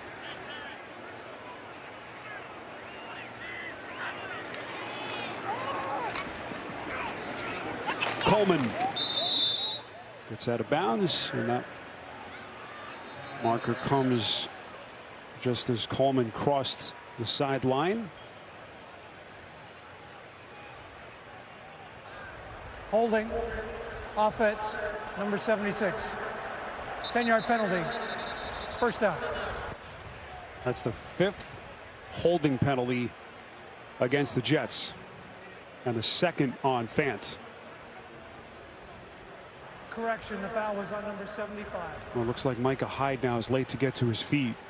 Yeah, that would be concerning. You can't afford to lose one of those 2 guys. You're sitting here, you have a 38-3 lead. The only thing you don't want to do is get injuries. That's good to see him get up. Just can't overstate the value and the importance of Hyde to this Buffalo defense. 9th year in the league, Pro Bowl safety. Had the takeaway earlier, hard to see from that vantage point. And they're going to take a closer look at Hyde on that Buffalo sideline. Jaquan Johnson now has taken his place. Johnson, who was questionable with a hamstring injury after he went down last week in Jacksonville. Carter breaks the tackle from Klein, but that was a hard hit. You can feel that from up here. This is the Greg Rousseau was there for the Bills. End of 3 here at MetLife in East Rutherford. A lot of smiling faces on that Bills sideline. A dominating performance on CBS. It's not 1,000 lights twinkling.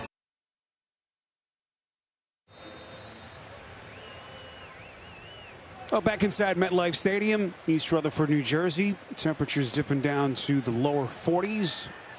As one-sided as it gets, 38-3 as the final quarter here on CBS. Mike White, 4 interceptions, and what has been a nightmare day against this Bills defense. Incomplete. White a little bit slow to get to his feet, looking in the direction of Ty Johnson. Now, Jay, one thing, we spoke to Sean McDermott last night, and he talked about the different level of experience that this is for the Bills. Last year, you had that remarkable run to the AFC Championship game, winning the division, first one since 1995, and now you're the hunted. You know, every week it's a little different. They know that they're going to get everyone's best shot, as they did last week. Yeah, they got to handle those expectations and handle failure like they did last week. How were they going to come in this week? Was it going to linger? It certainly hasn't. Well, there certainly hasn't been the Jets' best shot, but the Bills answered exactly the way they were expected to, as Braxton Berrios is lit up, and a good sign for the Bills. Micah Hyde, who walked off the field just a moment ago with a smack.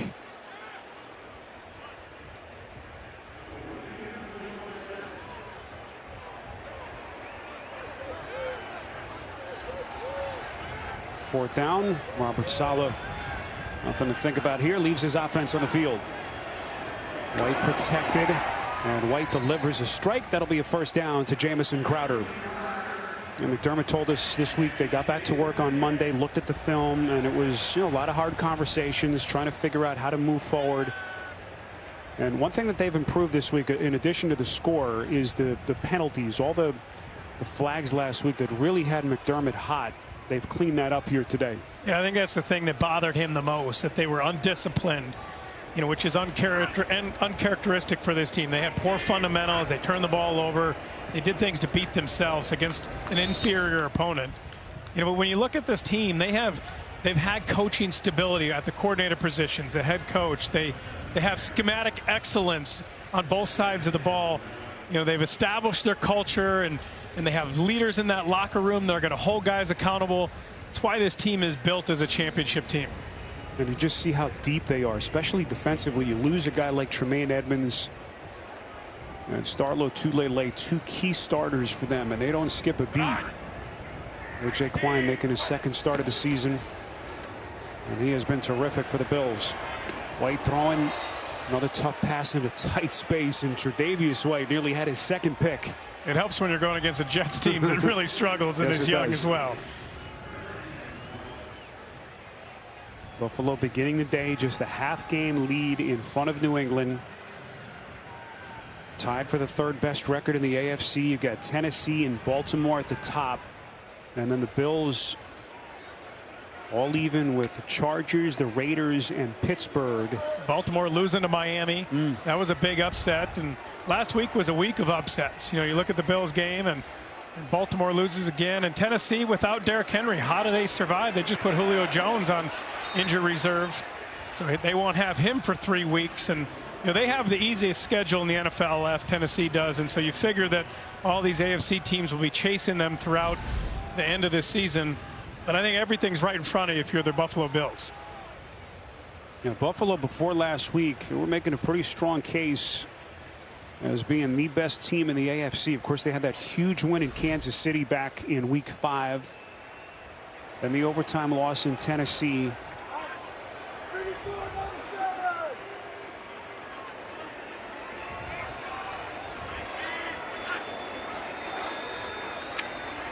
White steps up in the pocket. Bills giving chase, and White takes a little hip check at the 20-yard line. 2 flags are thrown. Matt Milano was there for the Bills.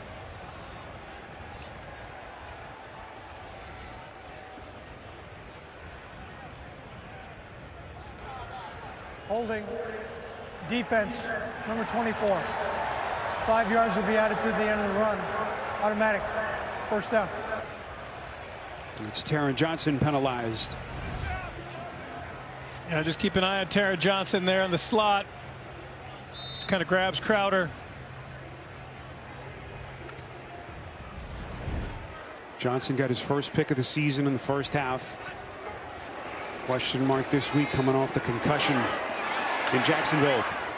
White delivers to Crowder inside the 10. That's going to be very close to a Jet first down. We saw the Colts play a few times, and Kenny Moore has been excellent in the slot, but Taron Johnson is right there as one of the best nickel cornerbacks in the NFL. Second and short. That's a little bit short. Here's Carter. Carter! And he is in. Touchdown.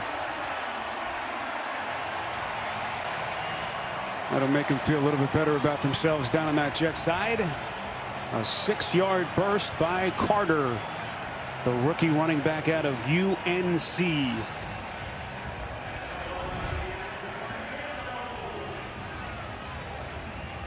Fourth rushing touchdown of the season, and boy, Carter introduces himself to Jordan Poyer.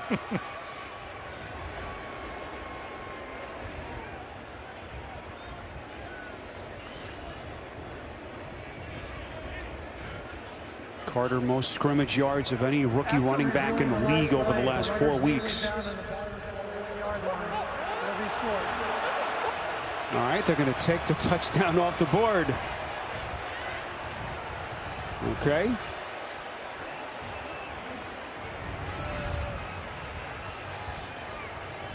Let's take a look here. Here's Carter.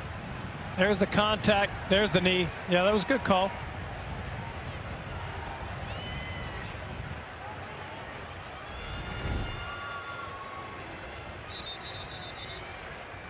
Robert Saleh reacts.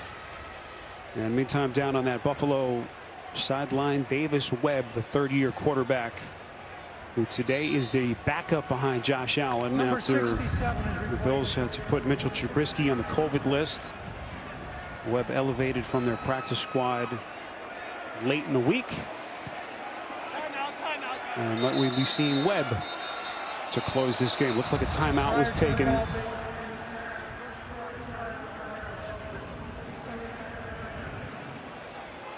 Sean McDermott wanting to get his defense set with 12:04 left to play in this fourth quarter.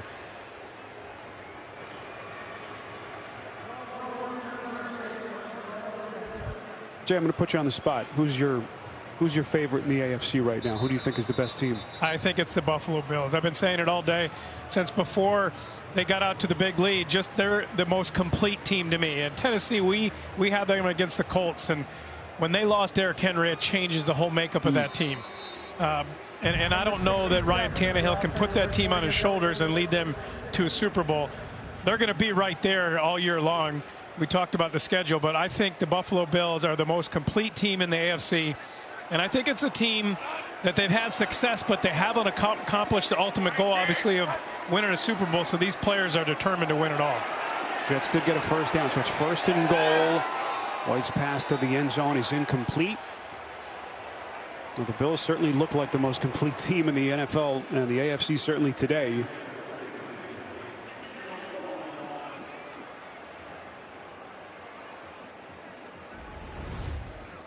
Watch Jordan Poyer.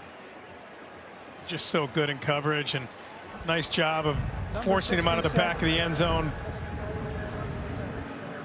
He is as sticky as they come. Defending against Ryan Griffin. 2nd and goal. Carter on the take, and this time he is in for the touchdown.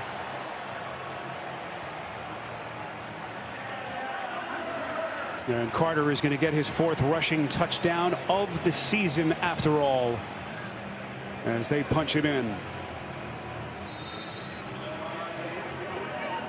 Just past the 12-minute mark, quarter number 4 here at East Rutherford.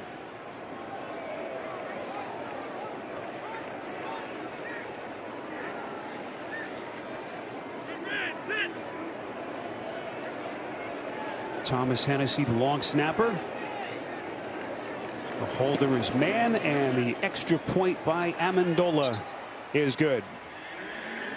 Jets go 12 plays, 35 yards, and 3:34 to get their first touchdown of the afternoon. But it's all Bills.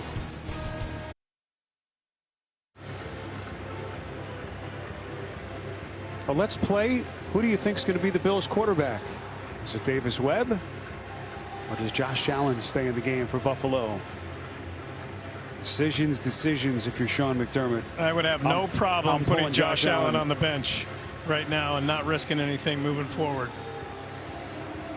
I know there's still 12 minutes left in the fourth quarter. It's maybe a little early, but all you're worried about is keeping your team healthy right now. See how McDermott handles this down the stretch with 11:58 left to play in what has been a one-sided affair here at MetLife. Here we go. Amendola goes with the bouncer. And this is fielded by Taiwan Jones. Out across the 35, close to the 40-yard line. So it's going to be Allen, at least for the moment. He will continue with still a lot of clock.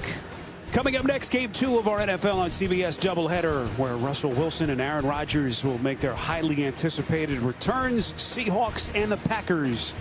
It's all coming up next right here on CBS. Jim, Tony, Tracy will take you through that one.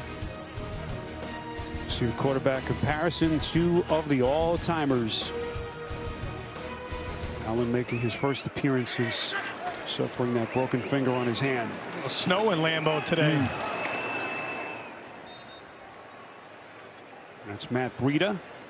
It's a pickup of 7. It's going to be interesting to see how Brian Daboll and the Bills handle Breida. You know, does he become more of a consistent piece of this offense? Well, he's certainly earned more playing time. He's got a touchdown running the ball, a touchdown receiving, and showing a burst and trying to add an element to this rushing attack and catching the ball out of the backfield that they haven't had. And you look at their wins, the first 5 games of the year, they ran the ball well. They were 117 yards or more the first 5 games, and then in the losses to the Titans, the Jags, only 82 and 72 yards. Here's Breida again. This is going to be a first down run. Then the football comes loose.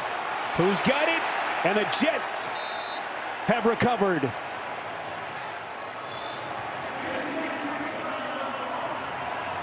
Second Jets takeaway. As soon as we started talking about Breida earning more playing time, he fumbles the ball, and that'll quickly negate your playing time when you turn the ball over. So I'm trying to transfer the football.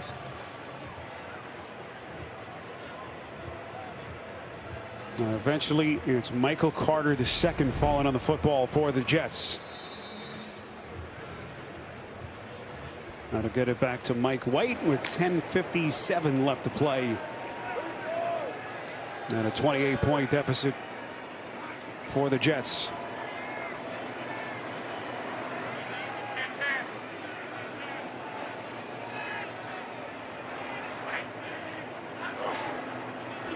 White begins from the shotgun, first down pass. Check down, and Coleman is going to lose yardage as he is brought down inside the 25. Jets are home from Miami next week, and the questions will start in earnest. You know, is it Zach Wilson coming back? Do they stick with Mike White? And Saleh was very clear. The only way that's even up for discussion is if Wilson is fully healthy.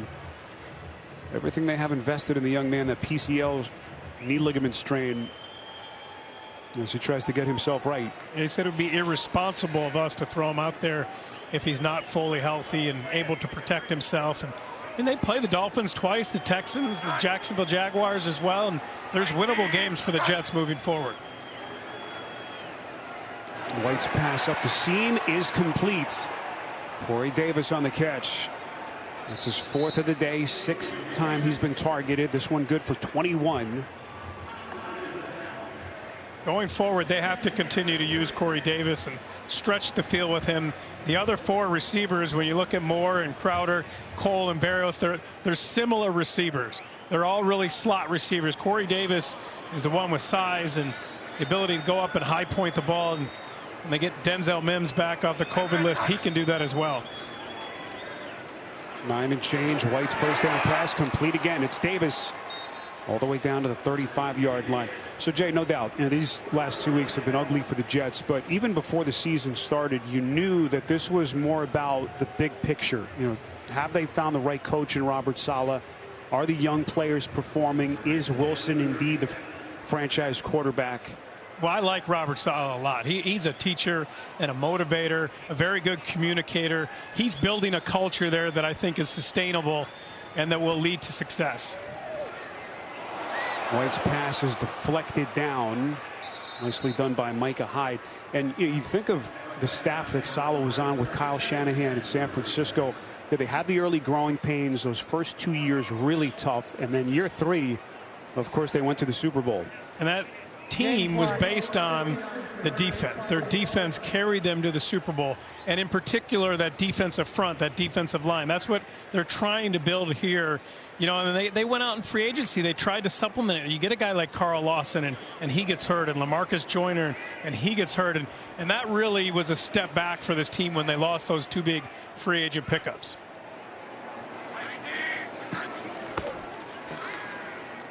White flushed out of the pocket, probes the defense, and pushed out of bounds by Obata. Looks like White's okay. Help to his feet.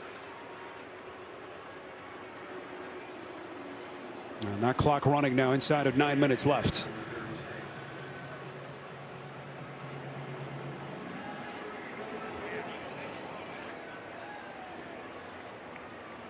Well, two teams just on opposite ends right now. The Buffalo Bills, team everyone expecting to contend for a Super Bowl, and the New York Jets trying to rebuild with a first-year head coach. Looks like a false start on a 3rd and 12. Offense, number 78. 5-yard penalty. 3rd down. If you go back to when Sean McDermott took over this Bills team, though, it's similar to you know, the Jets, where they had salary cap issues. He and Brandon Beane came in together and established a relationship in this continuity, working together, both of what they want to do on offense and defense and how they want to build and what the culture was going to be and the type of players they were going to bring in. You know, and that's what Robert Saleh wants to do here with the Jets.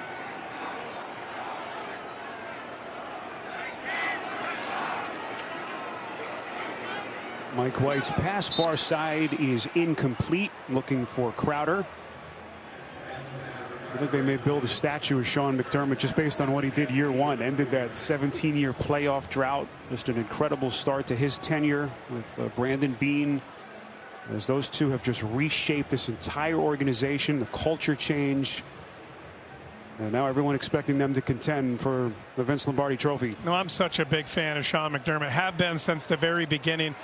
I remember a production meeting that I had with him and Tony Romo, and I saw something you don't see a lot in head coaches. He had humility. I could learn something from Tony Romo. He took out a pad and paper and started taking notes and asking him questions. Tony was just coming off the field. What a catch. Crowder. And now the officials are going to say incomplete. You don't fault Crowder for the effort. Knew he was going to get lit up. A.J. Klein was there for the Bills. I think he might have caught it. And here's the catch. Are both feet down when he secures the ball? Poyer came on and laid a smack. I think he did. Well, maybe a little bit lead with the helmet inadvertently from Poyer. There's no flag as they'll take a look. When you spend all year serving others, when you... Your app is ready, Emperor. Amazon Alexa. And by Ram Trucks, Motor Trend's Truck of the Year for the 3rd year in a row.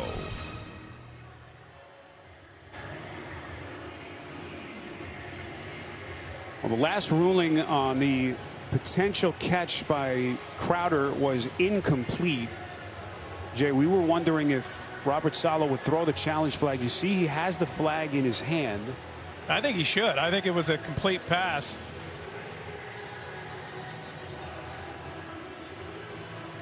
We had Gene Steratore hop on with us during the commercial, and Gene thought that it was a catch. Well, Gene's just following my lead, you know. By the way, I thought that Sean McDermott pulled out a notebook when you were talking yesterday, taking some notes. He does have intellectual curiosity. Okay, the ruling of the previous play of an incomplete pass stands. All right, so they did take a look on the challenge. Interesting. By Saleh, but does indeed stand as called incomplete with 8:10 left in this 4th quarter. By the way, the 7-man officiating crew is down to 6 as the umpire Ramon had to leave the game with an undisclosed injury. So the line judge Walt Coleman IV has actually moved over now into the umpire role. All right, so now Saleh is going to throw the challenge flag. Jay, I'm officially confused.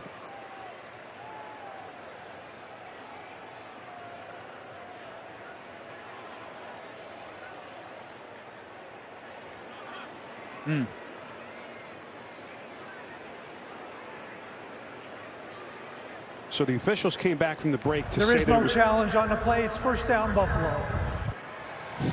Well, you can tell Robert Saleh thought it was a complete pass. He wanted to challenge it. I think they're telling him we already looked at it. Replay official looked at it, and you're not going to win it. Just one of those days for Robert Saleh and the Jets.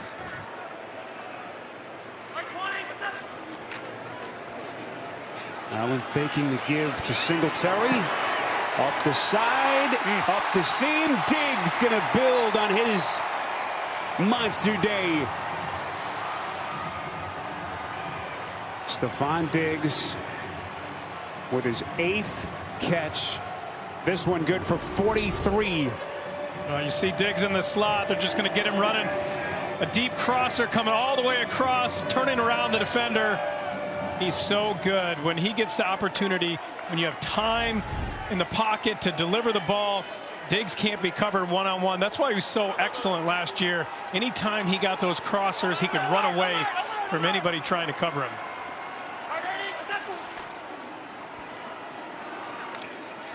Singletary trying to break tackles, gets to the 10. You look at Diggs' numbers from last year, and they were just mind-numbing. 127 catches, over 1,500 receiving yards, franchise records in both categories.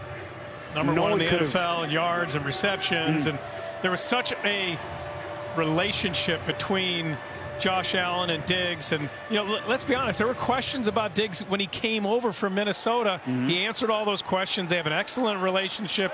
He has seamlessly moved into this team and become one of the best receivers in the NFL. Some more misdirection called here. McKenzie bounced one in earlier. Going to be about 1.5 yards short. Oh boy, now it looks like McKenzie clutching that right leg. Oh boy. Well, the only thing left for the Bills was to get out of here injury-free. And now the obvious concern by Sean McDermott as he's going to come on over to check on McKenzie.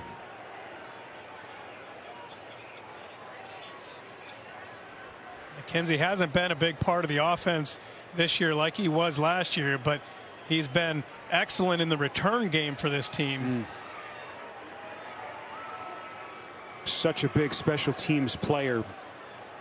Something that McDermott values so much.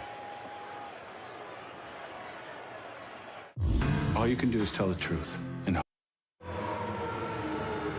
Well, the good news for the Bills, Isaiah McKenzie was able to walk off on his own, albeit gingerly. But Jay, I tell you what, if I'm a Bills fan watching this game, yeah, I want everybody out.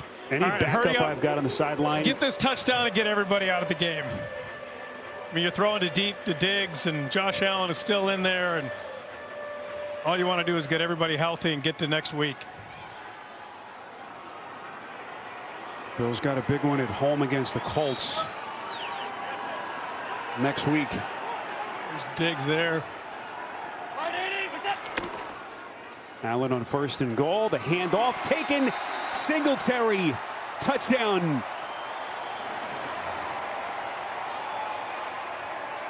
And we're going to assume that is the afternoon for most of the frontline starters for Sean McDermott. Well, if you came into this game trying to establish the run more, you have 4 rushing touchdowns today. 1 from Singletary, 1 from Breida, 1 from McKenzie, and 1 for Moss.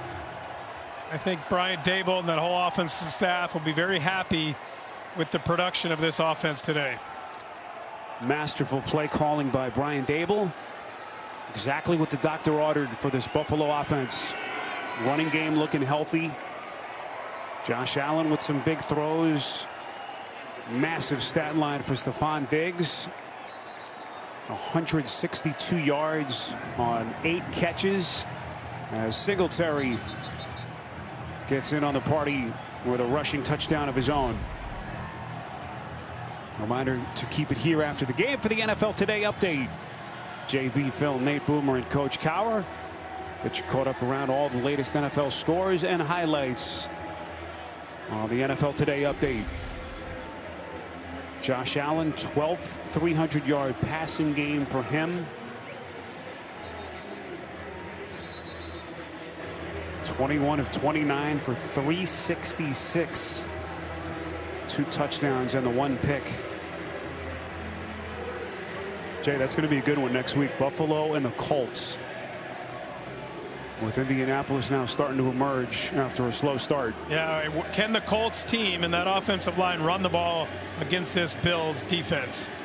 That'll determine the outcome of that game.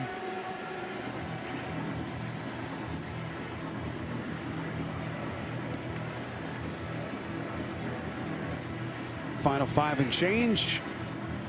Most of the fans have headed for the parking lot here at MetLife. Tyler Bass with a bit of a short kick. Fielded by Coleman. Out across the 25, gets out to the 32-yard line. A nice little return of 32 yards. Well, Bills fans no doubt feeling much better about their team today, but this will give them even more encouragement. You look at the last 3 teams that have won the Super Bowl. Tampa Bay last year, 7-5 start, pedestrian. Through 12 games. Unbelievable.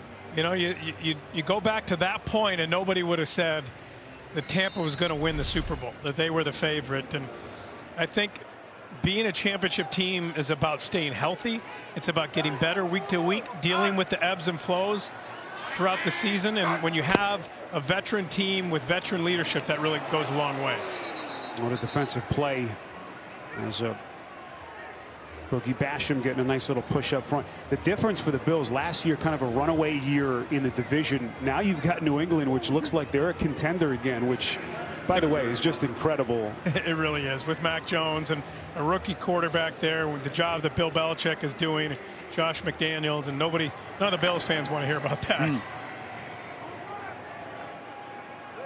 The Bills do have an easier schedule to finish the year. Patriots have already played the Jets twice. Buffalo and the Jets, one more meeting in front of them.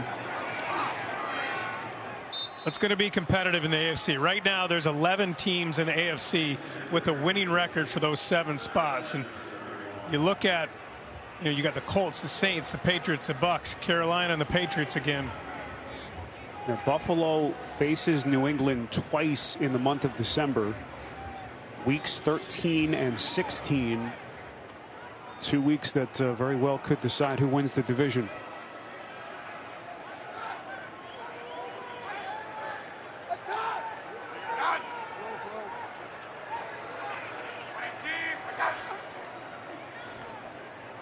Mike White on 3rd and 11.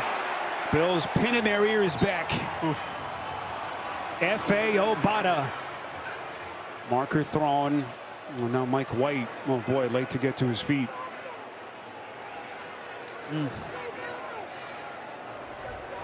Personal foul. Unnecessary roughness on the defense, number 57. 15-yard penalty. Automatic. First down.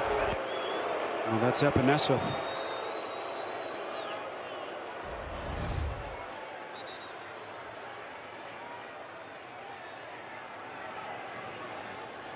Just a tough break the way White fell backwards. Just body crunched underneath him. And now Joe Flacco, acquired in the trade on the 25th of October from Philadelphia after the injury to Zach Wilson, is going to be summoned here as Flacco became the number 2 quarterback this week after the Jets had to do some roster maneuvering.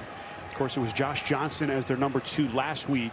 But he had been brought up twice from the practice squad, so they would have had to sign him to the active roster if they were going to have him be their backup. They didn't want to do that, so it's Joe Flacco. But today's been a tough day for Mike White. Physically a tough day, mentally a tough day with the 4 interceptions, and this Bills team has had its way with him. A sobering reminder for White about how tough it is to play quarterback in this league. As they're going to examine him closely. Looks like White is being escorted into the medical tent. And I hope that he's okay physically. And that clock now running on Robert Saleh and the Jets.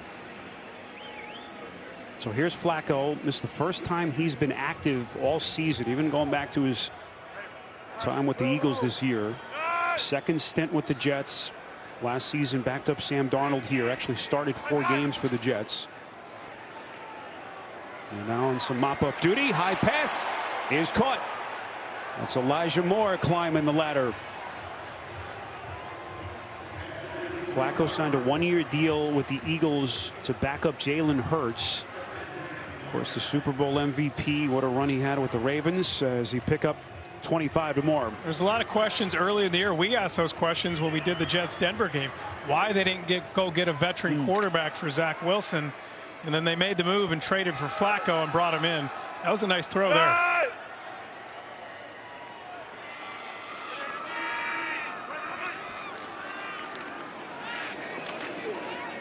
Yeah, the Jets' response to that as they pick up a short gainer here on Johnson with Johnson as a flag is thrown was that Josh Johnson provided them with the experience that they wanted as their practice squad guy. Hands to the face on a defense number 30. That 5-yard penalty will be added to the end of the run. Automatic. First down.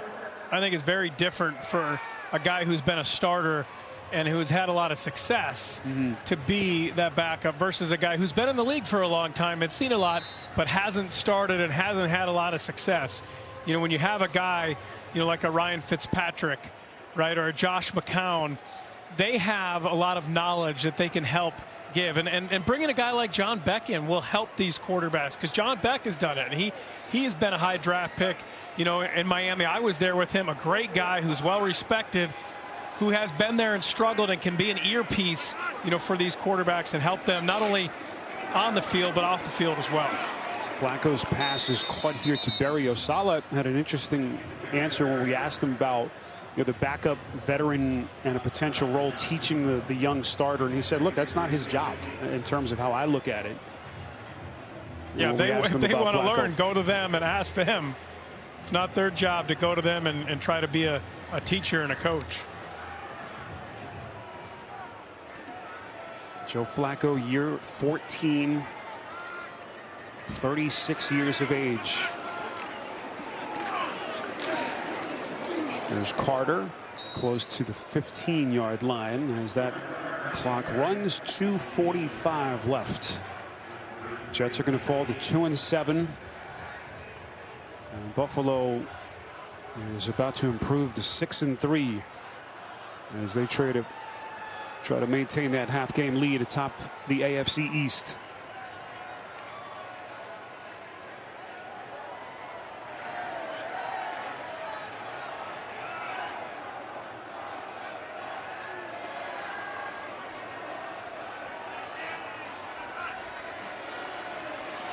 Flacco on 3rd and short. This is Moore, first down, and he is in for the Jets touchdown.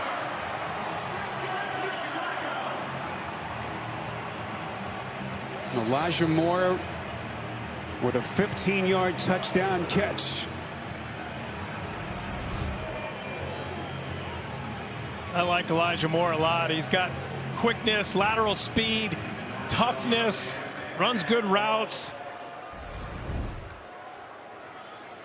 He's one of the pieces you're going to build around for this Jets team and this Jets organization. Elijah Moore, that's his 3rd touchdown catch in the last 3 weeks. As he starts to become a bigger piece in this Jets offense. Hoping that some of these contributions will come in more competitive games over the rest of the season. But that young man just oozes talent for the Jets. One of the premier wide receivers in college football last year with Ole Miss. And he had 150 yards a game for Ole Miss. I told you about where the Bills sit. Big one next week coming up, and that's a tough schedule in front of them. Indianapolis, New Orleans, and the Patriots. How about Tampa Bay after that? Yeah, 4 tough games.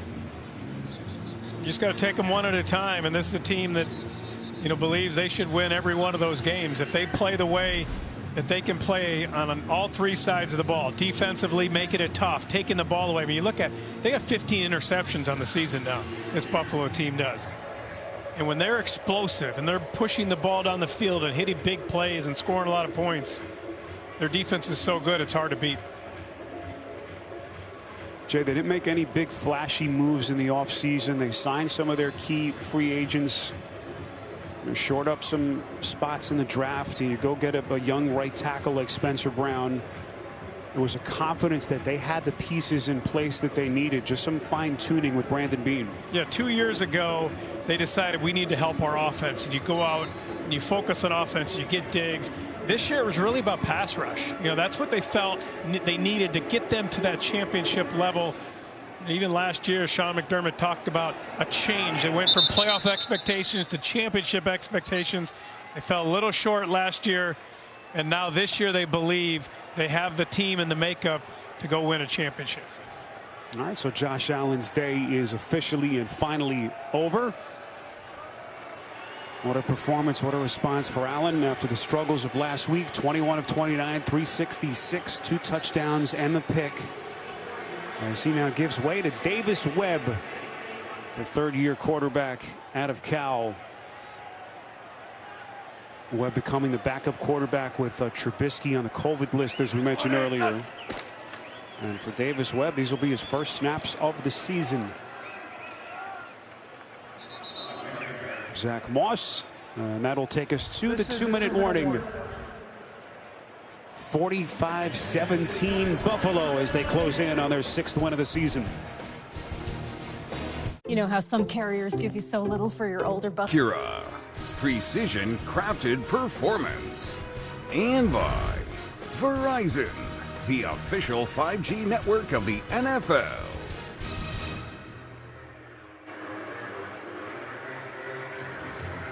Final 2 minutes here in East Rutherford, 45-17. Punishing performance. Josh Allen, Stephon Diggs, Emmanuel Sanders as they get themselves back on track here against the Jets. Zach Moss out across the 35. That's going to be a first down run for the Bills. It's like an injured Jet defender. Another reminder, the big one coming up next. Seahawks headed to Lambeau to take on the Packers. That's coming up next. Game 2 of our NFL on CBS doubleheader. What a matchup. Russell Wilson, Aaron Rodgers both making their returns. Jim, Tony, and Tracy await with the call next. You know, we mentioned our conversation with Emmanuel Sanders last night, and just great perspective for a guy who's been in the league. He said something that was interesting. He said sometimes when you lose in this league, it feels like you're never going to win again. Sanders actually got up in front of the team the other day and said this is our time where we have to really start to put our foot down and separate. And boy, I think Sanders' words resonated in that locker room. And you shouldn't have been surprised that Josh Allen would come back and have such a good game. You go back just to last year, he had one game with the passer rating under 70, came back the next week against Seattle, threw for over 400 yards and 4 touchdowns. This is a group led by a quarterback who's very resilient.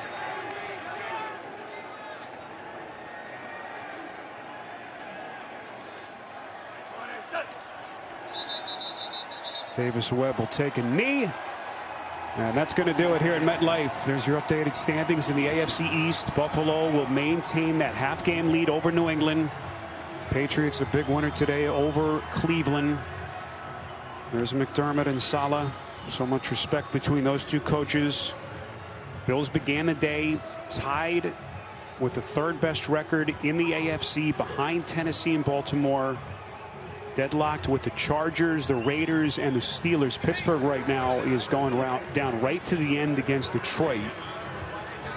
Bills fans keeping tabs on that one, no doubt, but a big performance for Josh Allen and the Bills. 45-17, your final coming up next. Seahawks, Packers. Now for Jay Feely, Gene Steratore, our producer Jason Ross, Jim Cornell, our director, Spiro Dina saying so long from East Rutherford. You're watching the NFL on CBS. Cashback?